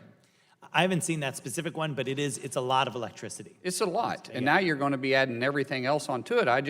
And we're not even factoring in heating our boilers up to 2,500 degrees with electricity. I mean, we all want clean air and clean water, but we got to do it in an economic, responsible way too. With that being said, we're talking about a lot with Dr. Gregory, talking about cement plants, and we know that we've moved to roughly 15% of our plants now are using natural gas instead of coal because coal's been the main source for a long time. I'm not against coal. I'm truly all the above energy as long as we do it in a clean way. What's prohibiting the rest of them to move to natural gas? Is it the accessibility? Is it the price? I mean, natural gas is pretty cheap right now. What is it that's prohibiting the other plants from moving? Both of those, having access to natural gas and then also just the investments associated access, with meaning just like the getting pipelines? natural gas to the plant. It's the pipelines. Yeah, absolutely. Permitting process. Yes, yeah. Because there's a lot of areas around the country right now that would love to be able to sell their gas. Yeah. But without the infrastructure to do so, this would be very difficult. And I think you mentioned a while ago that we just by switching from coal to natural gas, you're going to affect roughly 10% a reduction of 10% in CO2 emissions. Is that what I remember you saying? Or I was talking about different alternative fuels that can be used, like the scrap tires and things like that. But I would expect that it would be a similar order of magnitude in terms. So how does that work? I heard you mention scrap tires. So how does that work? I mean, I've seen a few tires burning, maybe on brush piles or something like that, once or twice in my life. And they're pretty black when they're burning. So how do you make that clean if you can't make coal clean? It helps that you burn at 2,500 degrees. Basically, that takes care of a lot of bad stuff when you're burning it that high. But you got to get it at 2,500 degrees first, right? You do, and that's why you don't see any cement plant that's doing 100% scrap tires, right? Right, and in the U.S., they're at a max of about 15%. In Europe, it's about 35% maximum. So you got to get it at 2,500 degrees before you can throw the first tire on it, right? Absolutely, yes. Yeah. So that would take fossil fuel of some sort. Yes, yeah. And once again, I'm not opposed to clean energy at all. I'm just saying it's feasible. It's fun that we put out these goals of 2050, and we want to knock the president for saying, guys, we're not listening to California. They don't set the standard for the rest of the world. And we can say, yeah, it's going to cut innovation. That's an easy question because it does, when you have California go out there and make these emissions, it does force people to start getting there. But if it's not feasible, if the technology's not there, the regulation can't outrun the technology. It's not there yet. And I know we want to incentivize them to do it, but we incentivize by creating an environment for them to do that. We don't do that by regulating businesses out of business along the way. Absolutely. With that, I'll yield back. Thank you guys so much. The gentleman yields back. The chair now recognizes Ms. Schakowsky for 5 minutes to ask questions. So I have to tell you, my heart is pounding over this very high-level conversation because I'm not hearing this sense of urgency about this. You know, the United States of America has known about climate change since the Johnson administration. And I'm hearing about incentives and I'm hearing about making progress, but we are really and truly running out of time. There's a 16-year-old that's over at the Supreme Court right now, Greta Thunberg, who some know from Sweden, who made an important address to the United Nations and is now leading young people. She's 16 years old. A lawsuit, the Juliana suit, that says that this is 21 young people who are suing the government of the United States of America for knowing about climate change and doing nothing about it.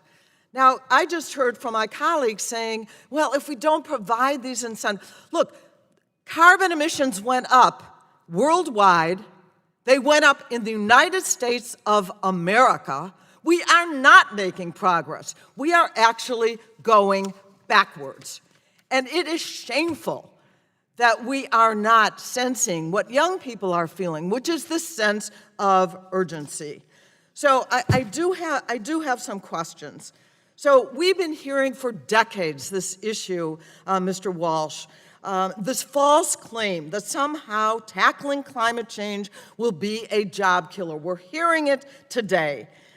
As someone who has worked closely with unions all your life, and how would you respond to that argument? Well, I think it's a straw man, right? I think we can both create quality jobs and preserve a livable planet at the same time. And what we've been talking about today, and by the way, we share your sense of urgency, right? Which is why it's so important to be focused on the industrial sector now, because the lifespan of a lot of this capital equipment is so long. But we can do both. This is not a false choice. Okay. But we need smart policy, we need to support strong innovation, and we need to deploy. We've talked a lot about innovation, but at the end of the day, we're going to have to commercialize these technologies. Okay, but you know what? My sense of innovation is when there is regulation, industry responds and finds a way to do it.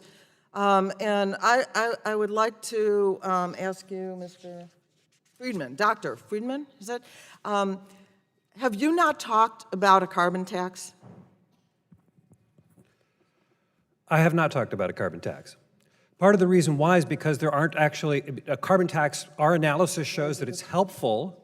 It's in my testimony, it's helpful, but actually this sector is insensitive to a lot of carbon tax regulation. If you actually had a $50 a ton carbon tax, it wouldn't be enough to actually decrease the emissions from these facilities. So it would probably be get some stuff like the efficiency bits you'd probably get, but even a substantially high carbon tax is only one part of the solution set that you need. So what are some of the other parts? Well, if you want urgency, I've spent the last 20 years of my career trying to keep CO2 emissions out of the air and oceans. We have this technology set today that works. It's called carbon capture and storage. The best place in the country to do it is Texas. The second best place in the country to do it is Illinois. In fact, you can capture the CO2 from those facilities and put them underground.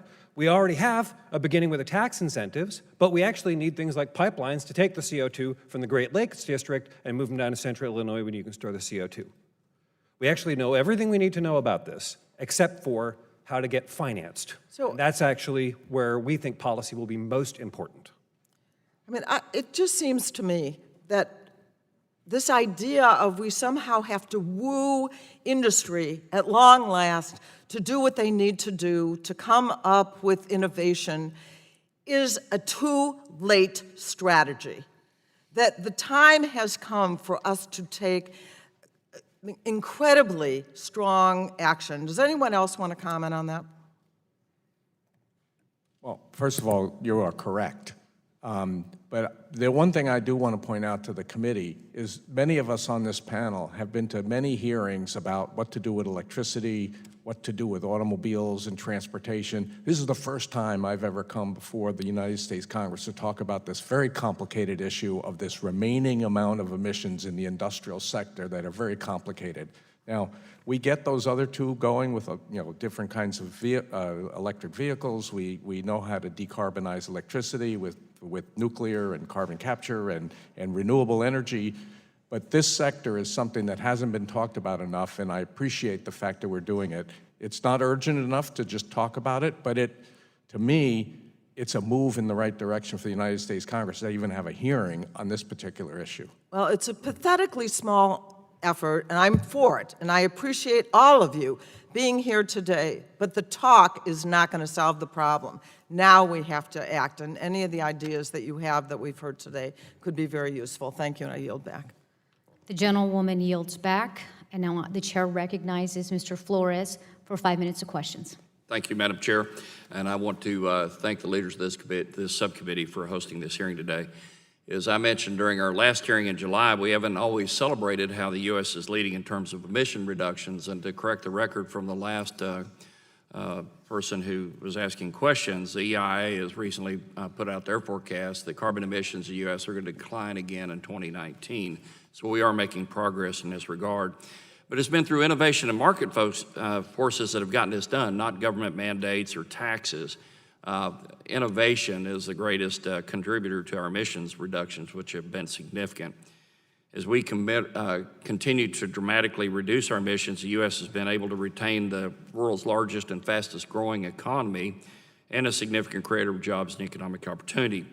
So instead of new taxes or mandates to decarbonize in some sort of a chaotic fashion, our climate policies should adapt on things that work, like innovation, conservation, adaptation, and resiliency. Unleashing these innovations at home will continue to ensure that not only do we maintain economic growth balanced with a healthy environment, but more importantly, we can export these technologies and this world-leading can-do spirit to contribute to growing energy demand in developing countries abroad. And today, I'm glad we're talking about the industrial sector. This is a sector which is responsible for numerous modern conveniences, from the roads we drive on to the buildings we live and work in, down to fertilizers that farmers use to feed families around the world. This sector, however, faces unique challenges, as almost all of you laid out in your testimony, and I want to thank you for sharing those with us today. Now for our questions. Dr. Gregory, are there any technologies currently under development which would greatly reduce or eliminate emissions from Portland cement manufacturing process? Yeah, there's basically 4 different ways that you can lower emissions from cement production. One is through CCUS that we've discussed. Another is through the use of blended cements, which are kind of a lower carbon alternative of cement. A third is the use of alternative fuels. And the last is increasing the energy efficiency within the cement plants. What would and this is a little bit of an abstract question, but what would the Green New Deal do to U.S. cement manufacturing and jobs? At least for me, that's a little bit hard question to ask, because I think there's a lot of large or high-level ideas, but it's hard to know exactly how that's implemented. There's kind of different ways in which it could go. It's certainly, like Mr. Walsh mentioned, that it certainly is possible, I think, to create more jobs associated with green materials, but it has to be done in a way such that we ensure that the standards associated with those materials really can be done in this country, right? And it doesn't lead to leakage that happens to other countries where they don't have those same standards. I think it's safe to assume that a dramatic increase in energy prices or a curtailment of energy availability would dramatically cause the export of our cement manufacturing to overseas locations? It's certainly one potential option, but as we've heard, a lot of concrete is actually purchased by governments, and so that's certainly one way to start out, is to make sure those governments make decisions that are consistent with our values. Yeah. And continue with you, Dr. Gregory. You mentioned the fact that concrete and other industrial processes have the need for high temperature heat sustained over long periods of time. There have been, we've talked conceptually here about electrifying that process, which I think is a good direction to go. The challenge is, where does the electricity come from? What produces the electrons? And so Mr. McNerney from California and I introduced a bill that passed the House last week to create new fuels for next generation reactors, because at the end of the day, nuclear energy is the only zero carbon, zero emissions source of baseload power that we have. You can't get it from wind, you can't get it from solar. So would this be promising technology to pursue to accelerate the decarbonization of the industrial sector? Yeah, I actually happen to work very closely with colleagues at MIT in the Nuclear Science and Engineering Department, who just published a Future of Nuclear report that speaks exactly to this potential. One of the things we've talked about is basically how today's nuclear energy is not your parents' or grandparents' nuclear energy. There are a lot of opportunities to do it in a much more innovative fashion, using small modular reactors, where basically the price is a primary focus, making sure that price of nuclear is competitive with other energy sources. Right. So it's a significant opportunity. I'd like to supplementally ask you, or to ask you to supplementally respond with a question about what are the challenges to get wind and solar to do the same thing that we could do with next generation nuclear. And so that gives me a second to ask one final question. Are there other ways to sequester carbon, to sink carbon, other than CCUS under the cost of, and that's open for the panel. So Mr. Persky, I can't pronounce your name, Mr. Persky. Sippy. If they could just put Bob up there, you would be able Bob, to okay, do it. Bob. Well, I think there are a lot of different ways to capture the carbon. Sometimes you can change the process, the carbon dioxide. Sometimes you could change the actual process of like running a turbine so that the exhaust that comes out is actually relatively pure carbon dioxide. So you don't need to have some chemical process to capture it. And then what you do with it can be sequestration in the geology. We've been using it for enhanced oil recovery to reuse old oil wells. Right. And there are many, we talked earlier about building materials and actually using it to make fuels. Dr. Gregory? And try to keep your answer short if you can. Sure. I'm at the forbearance of the chair here. Absolutely. We've heard several options for taking carbon and putting it back into building materials. Binders are actually only like 10% of concrete. Aggregates are much heavier and present actually a larger source of opportunity to store carbon that can be used in asphalt and concrete and all kinds of things. The gentleman's time has expired. The gentleman yields back. Thank you. And now the chair recognizes the gentleman from California, Mr. McNerney, for 5 minutes of questions. I thank the chair. I want to thank the panel. Your testimony has been very informative, and I appreciate that. There's effort that goes into this. We hear a lot about innovation, but Dr. Friedman, would you say that innovation and regulation go hand in hand? Before I answer that question, as a proud citizen of Livermore, California, I've been a longtime fan of yours, Congressman. Oh, thank you. I want my time back. Go ahead. That's between me and my spin doctor. It is often helpful to have a combination of carrots and sticks. It's part of the reason I'm enthusiastic about procurement is that it provides a market signal that drives the innovation. Part of the reason I'm enthusiastic about things like the EFFECT Act and CETA and increased appropriations for national labs and for universities is because that stimulates that kind of innovation. I think if you try to make it just regulatory, it's harder to get that innovation out. But sometimes, when well-crafted and well-exercised, regulation can apply the appropriate focus to drive innovators to new ideas. Thank you. Well, in a highly competitive global marketplace, it's essential that we view any policies from a global perspective. The last thing we want to do is see American jobs ship overseas and increase in carbon emissions. Some countries seem to be able to manage that balance. Mr. Welch and Dr. Sant, can you have recommendations on steps to craft American policy to make that balance between emissions and jobs?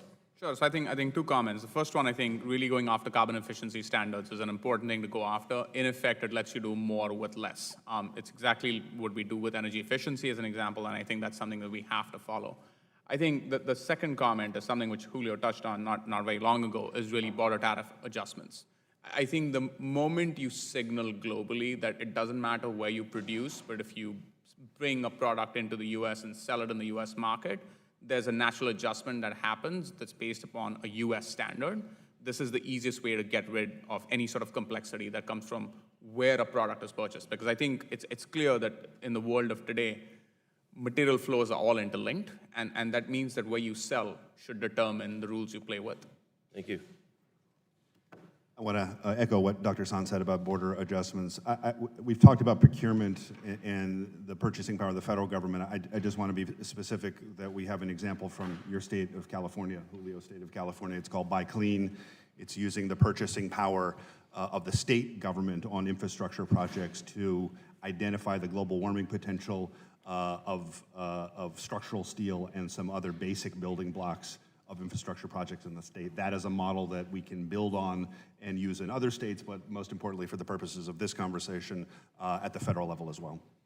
Thank you. Dr. Ray, you said something that intrigued me, that we need more performance-based specifications than prescriptive specifications. Could you talk about that a little bit? Sure, yeah. Usually when concrete is specified by engineers, including perhaps Mr. McKinley, who's no longer here, but basically they're very specific about like the amount of cement that needs to be used, or actually usually putting limits on what we call supplementary cementitious materials, like fly ash from coal-fired power plants or slag from steel. And they limit those because of concerns that exist maybe at one point about durability or the performance of the concrete. It turns out a lot of those prescriptive specifications that are very specific, a lot of people don't remember why they were put in place, so they don't have justification for them. So instead of saying, here's exactly how you make the concrete, say, this is what we're looking for in terms of strength, durability, stiffness, et cetera, and then require a test to basically demonstrate that you can meet those. And that's exactly the type of thing that I think if you implement like a Buy Clean Act, you need those types of things to go hand in hand with it, because not all concrete is the same. Different mixtures are different. Very good, thank you. Mr. Pershepi, I appreciate your comments about trade exposure. I think that's sort of been fleshed out a little bit here, the trade adjustments, but we need to have standards in the United States before we can start imposing trade adjustments, border adjustments. Wouldn't that be the case? Yes, obviously you'd be trying to protect some exposed part of the industrial sector, and this is where most of it comes. When you do climate policy, it's going to be in the industrial sector. It has to actually have a requirement that may, and I want to point out that it's always possible some of these processes we're talking about could reduce the cost of making some of these things. But if it's a trade exposed and it does have an increased costs, and there's an importation of products that are not meeting those standards, that's where you put the border adjustment on, so that you, I'm being very simplistic here, it can get very complicated very quickly. In a 5-minute thing, you don't have time to be more than simplistic. Thank you. I yield back. The gentleman yields back. See nobody on this side. The chair recognizes the gentlewoman from California, Ms. Matsui, for 5 minutes to ask questions.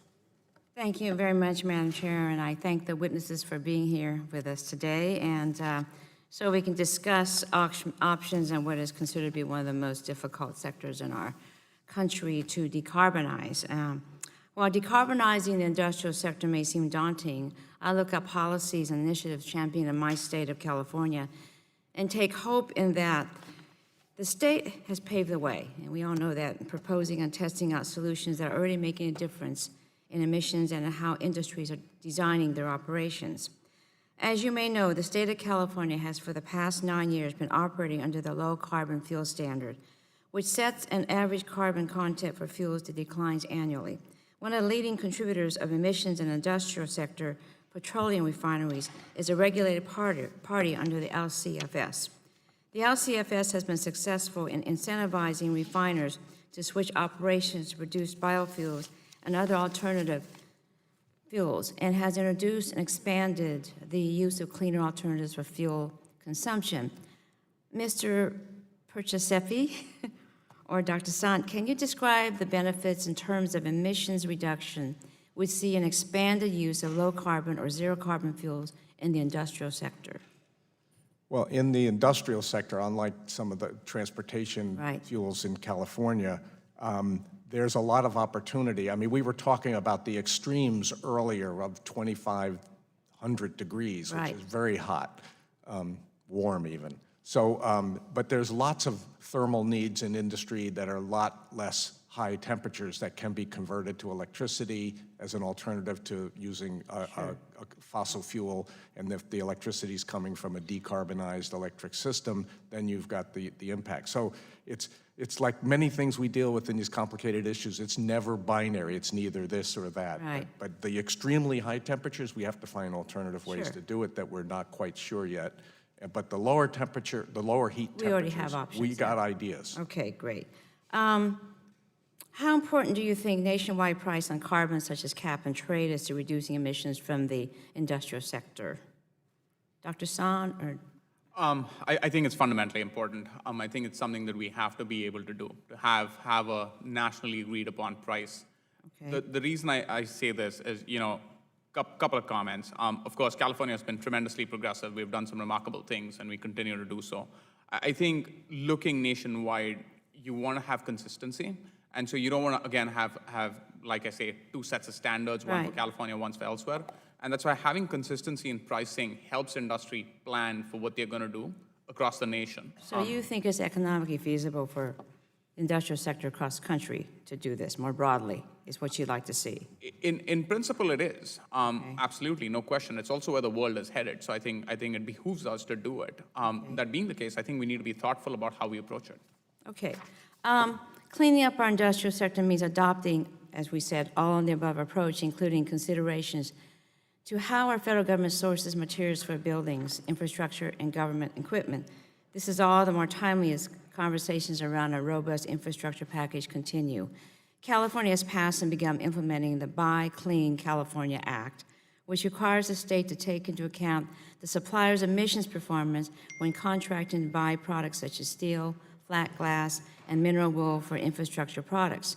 Dr. Friedman, you mentioned in your testimony the importance of procurement standards in decarbonizing our industrial sector. What % of cement, concrete, and steel is bought by our federal government? If you look at all governments, federal, state, and local governments, they buy 90% of cement and concrete. Wow, okay. You allude to a well-designed zero emissions Buy Clean standard. Can you expand on what well-designed means? What considerations should be taken when developing such a standard? First, as others have testified, we actually need to create a performance-based standard for the stuff. If in California, Caltrans can't buy clean concrete and cement because they are required by law to buy Portland cement. Right. So until they exercise their performance-based standard, they can't do it. Caltrans been working it for a while, but that's like step one. It can't enter the market until that's done. Step two, life cycle analysis. This is something both Dr. Gregory and Dr. Sant have also mentioned. You have to really make sure that you're doing the job and that you're tall enough to go on that ride. Okay. And then third, you actually have to buy it. And I have advocated for a while sort of a ratchet which grows. So you start with a fairly small volume, 1%, 2%. You have groups like the National Academy or NIST work to try to figure out what that is. But then you increase ambition over time. By 2025, it may be 2%, but by 2030, it may be 20%. And you do that based on how the manufacturers can deliver this stuff. You don't ask for more than they can make, but you set a market signal and you drive it out. Okay, fine. Thank you very much, and I've already run out of time, so thank you very much. I yield back. The gentlewoman yields back. The chair recognizes Mr. Ruiz from California for 5 minutes to ask questions. Thank you for holding this hearing on this important topic, and thank you to our panel for being here today. Our world is sick, showing symptoms of climate change that can lead to disastrous consequences for human food security, water consumption, and safety from extreme natural disasters. I care deeply about climate change because I have seen the human toll, the suffering that will only get worse as people who lose their homes and their loved ones from wildfires. And the people most vulnerable are those who are not rich enough to move or build another, more secure home elsewhere. This week, climate activists around the world will be making their mark to raise the alarm and demand climate justice for everyone. And I agree with that sentiment and their efforts. 16-year-old Greta Thunberg has picked the consciousness of an entire planet and pushed a call to action. And this committee must answer that call to action with real policies that lead to real changes to reduce our dependency on fossil fuels through a clean economy for a clean environment. We must do it for my twin daughters, for our children, our grandchildren, and their children, for our public's health and our nation's security. And we are already witnessing and living the negative effects of climate change in increasingly more dramatic ways. For example, in my district, in California's 36th district, drought has crippled our water supply for years. Increased heat and drier environments have led to more intense and frequent wildfires in our mountain forests. Extreme rains have led to expensive infrastructure damage requiring federal disaster aid. Even Joshua trees at our beloved Joshua Tree National Park, the iconic symbol of desert life, may go extinct due to rising temperatures. America, California especially, has been a leader in replacing harmful fossil fuels by pioneering new technologies that harness natural sources, including wind, solar, and hydrogen for everything from homes to transportation. For example, Sunlight Transit in my district uses buses that run on clean hydrogen. Homes and schools are powered by wind farms and solar panels that use nature's awesome power without threatening our ozone. Clean energy is the future, the antidote to climate change that we must work towards as a country. A clean energy future is attainable and essential. And the time for talking is over. The time for action is now. One sector that plays a key role in reducing carbon emissions is heavy industry. Steel, concrete, and other materials are literally the foundation of buildings and roads, and they are essential to our economic success. So how can we reduce the carbon output of the manufacturing sector while protecting good-paying jobs? Well, we must develop and deploy new technologies that help the manufacturing sector further reduce their carbon footprint. This is where the value of international agreements comes in. We must hold other countries accountable through international climate agreements. This is why withdrawing from the Paris Agreement hurts our efforts to reduce climate change. This is why the UN Summit on Climate is such an important opportunity. Without a global agreement, other countries will continue to burn fossil fuels without any obligation to invest in new technologies. In fact, we've heard from several of you today on how other countries like those in the Southeast Asia are increasing their coal and fossil fuels emissions. We've also discussed how we can ensure that American companies don't lose out while making an effort to reduce emissions. With that in mind, I'd like to dig further into how we establish that advantage for U.S. companies. Mr. Friedman, given that our goal is to help industrial sector achieve a competitive advantage, what is the best way for government, academic research institutions, and industry to work together?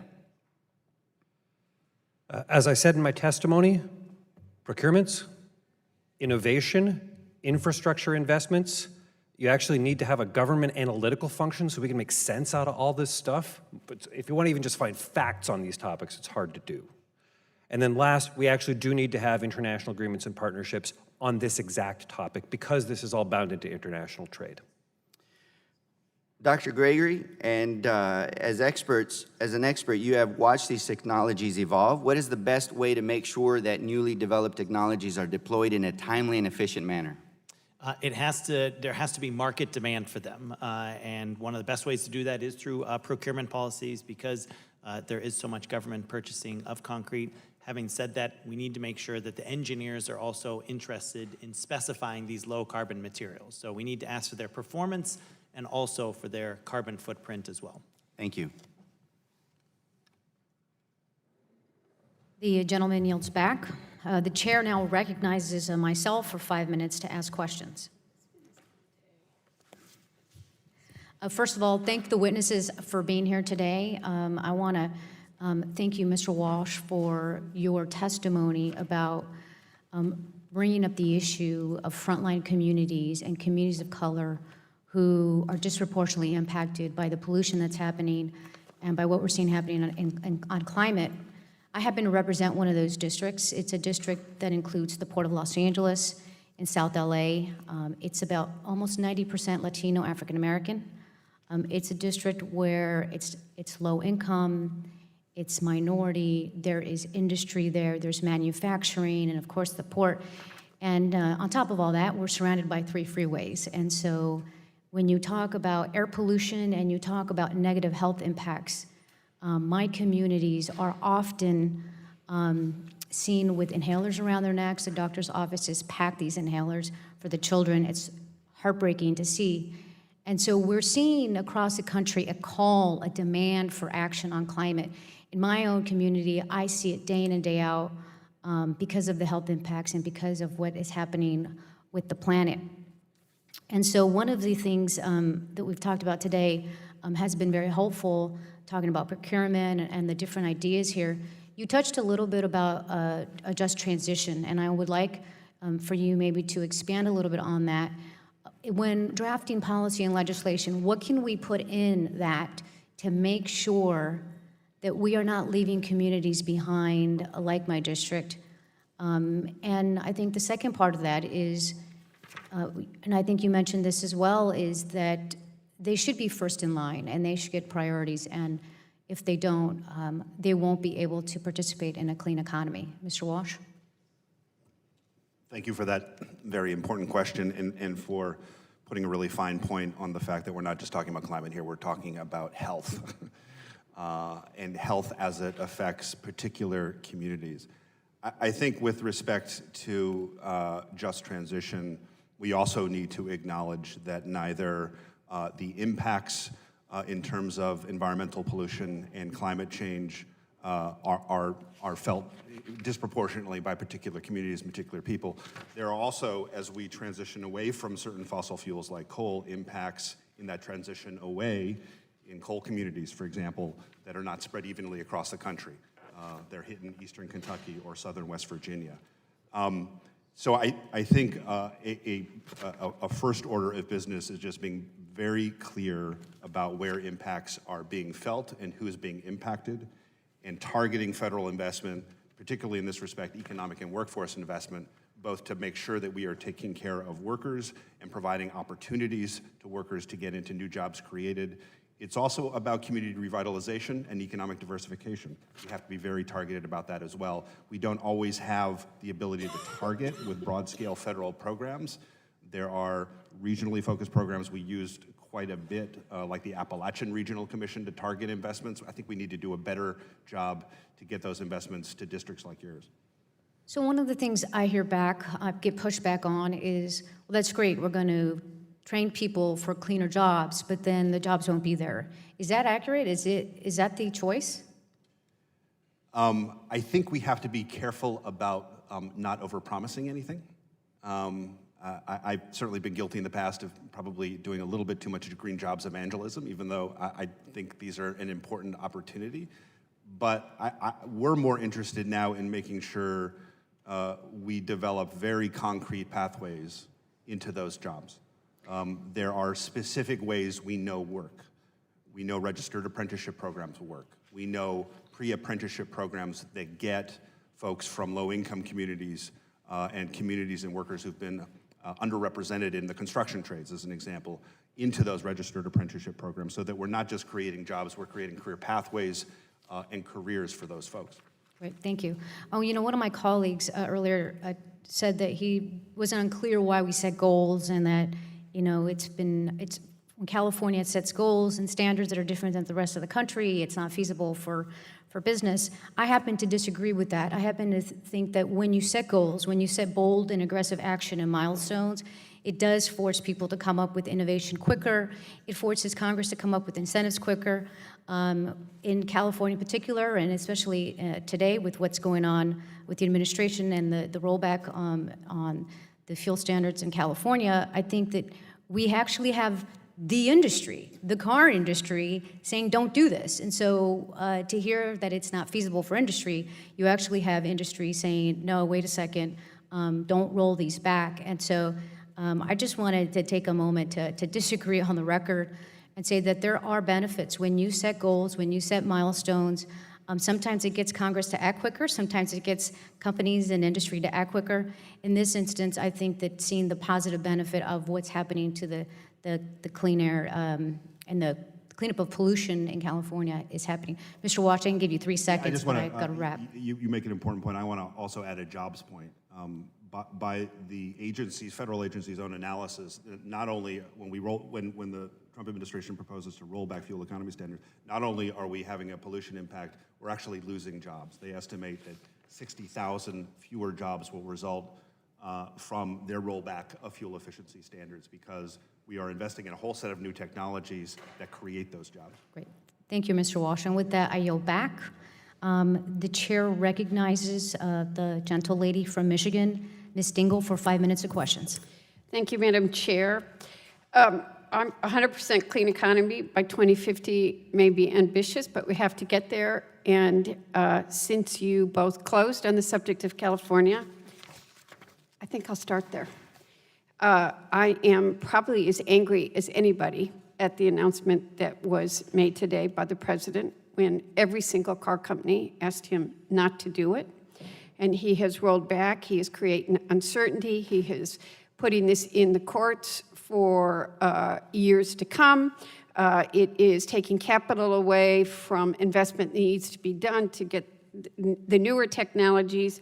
I want to ask Mr. Perciasepi and Mr. Walsh, what is the ultimate impact of the president's decision today to revoke California's fuel emissions waiver as it relates to our efforts to reduce emissions?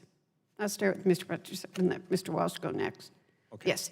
So I think what you pointed out, Congresswoman, that the automobile industry, by and large, wants to continue making the fuel-efficient cars that it's been making. My expectation, at least in the near term, is that they will continue to do that, regardless of what the federal government does in the current situation. And then on top of, while they continue to do that, on top of that, there'll be a lot of litigation. But I think in the near term, the long term may be different, but in the near term, the automobile industry, as you well know, is 4 years ahead of what it's doing, right? What it's doing now, it was working on 4 years ago, and what it's going to be doing 4 years from now, it's working on now, and it's not going to stop. The industry is not going to stop. But industry is not. I don't want to answer my own question. I want the experts to give us the answer. That's what I, yes. Mr. Walsh. BGA issued a report which found that clean car standards and the consistency of those standards, right, helped drive investment of over $63 billion in facilities across the country, in 100 factories. So, to my earlier point, this is a jobs issue. When you see that level of investment, you're also creating and sustaining automotive jobs. When we take away that standard, when we create regulatory uncertainty, we freeze investment and we lose jobs. So let me ask you this again, both of you. How will instituting strong fuel economy standards, or what President Obama was trying to do, help with year-to-year increases, help us achieve that net zero that we're trying to get to by 2050? And is permanent damage being done to that goal in the transportation sector? Well, the concept behind the performance standards over a period of time, and these standards only went to 2025. Correct. So we need to be worrying to 2050. But to 2025, they kept reducing the average of emissions. It's actually a performance standard, grams per mile of greenhouse gases, even though we say CAFE. And so that declines over time to a point where the translation was to somewhere near 50 miles per gallon on average. Now that has a significant reduction in those vehicles that are sold in 2025 in the amount of greenhouse gases they produce on an annual basis. But of course, this is all related to how many miles somebody drives and all this other stuff. But you're looking at the average. I think, as I just mentioned, and I believe in the near term, in the next couple of years, the automobile industry will continue to sell the kinds of cars that they were programmed to make. At least some of them are. Yeah. Let me ask you, I'm not going to have you answer that question because I'm down to a minute. But what does this do to the electric vehicle? Which I frequently get asked by some young people, why are you so focused on the electric vehicle? Maybe anybody who wants to answer this, but are we correct that the electric vehicle is key to getting to a carbonless or non-gasoline or engines, other forms? There are other forms that are being done. And are we doing enough in the transportation sector to get to where we need to go? And or do you think we're going backwards instead of forwards? Well, today we're going backwards. Yes, I agree. But electric vehicles are absolutely essential to decarbonizing the transportation sector, as long as we also continue progress in decarbonizing the power sector as well. And are we doing, well, we all have to work together to do that, which you've all talked about. Now I'm down to 4 seconds, so I can't. I guess I yield back my 0 seconds. The gentlewoman yields back. The chair now recognizes Ms. Dingell from Colorado for 5 minutes for questions. Thank you so much, Madam Chair. As we've heard, some industrial processes release carbon dioxide not only as a result of the energy they use, but also because it's a byproduct of the chemical processes involved. And as we heard today, cement manufacturers a good example of this. So even if we completely decarbonize our energy production and use, we would still need to have carbon capture, utilization, and storage to keep the emissions from these industries from getting into the atmosphere. And we also know that we're going to have to remove existing carbon dioxide from the atmosphere if we're going to keep global warming at the goal of below 1.5 degrees Celsius. So I think that the U.S. is best positioned to develop these technologies, and I want to ask you guys some questions about these issues. I guess we can just go down the line. The first question is, do you agree that the United States needs to make a major investment in the development and deployment of technologies that capture, utilize, and store carbon dioxide from a wide variety of energy and industrial sources, as well as from the atmosphere? We'll start down here. Yes, it's an essential tool that needs to be in the climate change battle toolkit. You bet. Yes, and as you mentioned, cement and concrete has this unique opportunity where the carbon can be captured and then used again to make new cement and concrete. Right, Dr. Sant? Unquestionably, yes, but I think we need to really focus on cost reductions in these technologies and That's scaling. part of the development because it has to be marketable worldwide. What about you? Yes, and we may not be able to do it without them as well. Okay. My Twitter handle is Carbon Wrangler. So your answer is yes? The answer is hell yes. Okay, thanks. Mr. Walsh? Yes. So are we on track, do you think? And we already have a sense of the answer to this, but are we on track to deploy and develop these technologies at scale right now? I think we probably can get agreement on this. We are not on track. We need more to go. We talked about 45Q, which obviously many members have been involved with. We need to get the IRS to get the regulations and the rules done so we can actually implement it, and we need some thoughtfulness from the Congress on infrastructure to help move carbon after it's been wrangled. Thank you. 45Q, actually, it doesn't specifically apply to cement plants. So actually having programs specifically for cement plants would be more beneficial. Great.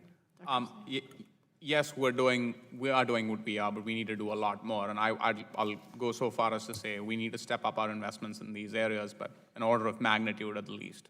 Okay. Agreed. We need to do more. Yeah, Dr. Eisenberg? Mr. Eisenberg? Agreed. We need to do more. We need more investment. We need more incentives. We need more innovation on all of it, especially on CO2 removal. And Mr. Walsh? We need to do more, particularly in industries where the CO2 is more low purity. We have a lot of opportunities for high purity CO2. Ammonia's been mentioned, but in steel and cement, these are low purity sources. We've got to reduce the cost of carbon capture. We do that through R&D and innovation. And Aside from the, some of the things that this panel has said we need to do, the infrastructure, the R&D, and so on, are there other things that Congress and the federal government could be doing to develop and deploy these technologies at scale? Anyone have a? I'll start very quickly. You think of a layer cake, and you have a layer after layer of incentives for different technologies, and then you got to put an icing on the cake. The icing on the cake would be a price on carbon. Okay. Just practice what you preach in terms of the government's construction that it does. You know, make the choices to low carbon materials for those practices. That's a good point. I think public-private partnerships which start from the innovation stage and work towards commercialization would be really attractive. We need a single unified response here. I mean, we have a really good opportunity here today to actually kick that off and move towards some federal unified response that captures all of these things. It really is important.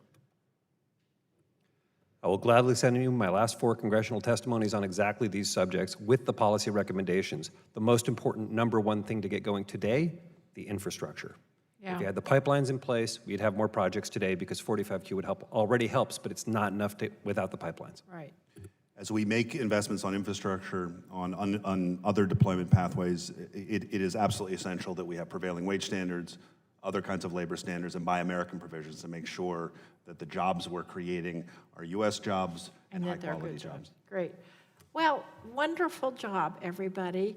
I'm now happy to yield back, and I appreciate your unity on these answers. And the gentlewoman yields back. As the chair, I request unanimous consent to enter the following documents into the record.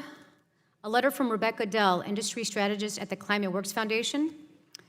A climate action report from ArcelorMittal, the largest steel producer in the world. A report entitled Mission Possible, Reaching Net Zero Carbon Emissions from Harder to Abate Sectors by Mid-Century. 2 reports from C2ES entitled Decarbonizing U.S. Industry and Carbon Utilization, a Vital and Effective Pathway for Decarbonization. A statement from the American Iron and Steel Institute. A fact sheet from the Fertilizer Institute. Without objection, so ordered. And I would like to thank all of our witnesses for joining us at today's hearing. Very informative. I'm a firm believer this should be a bipartisan issue where we come together, and this committee has been able to do that on issues. I'm hoping we can do that here. I remind members that pursuant to committee rules, they have 10 business days to submit additional questions for the record to be answered by our witnesses. I ask each witness to respond promptly to any such questions that you may receive. At this time, the subcommittee is adjourned.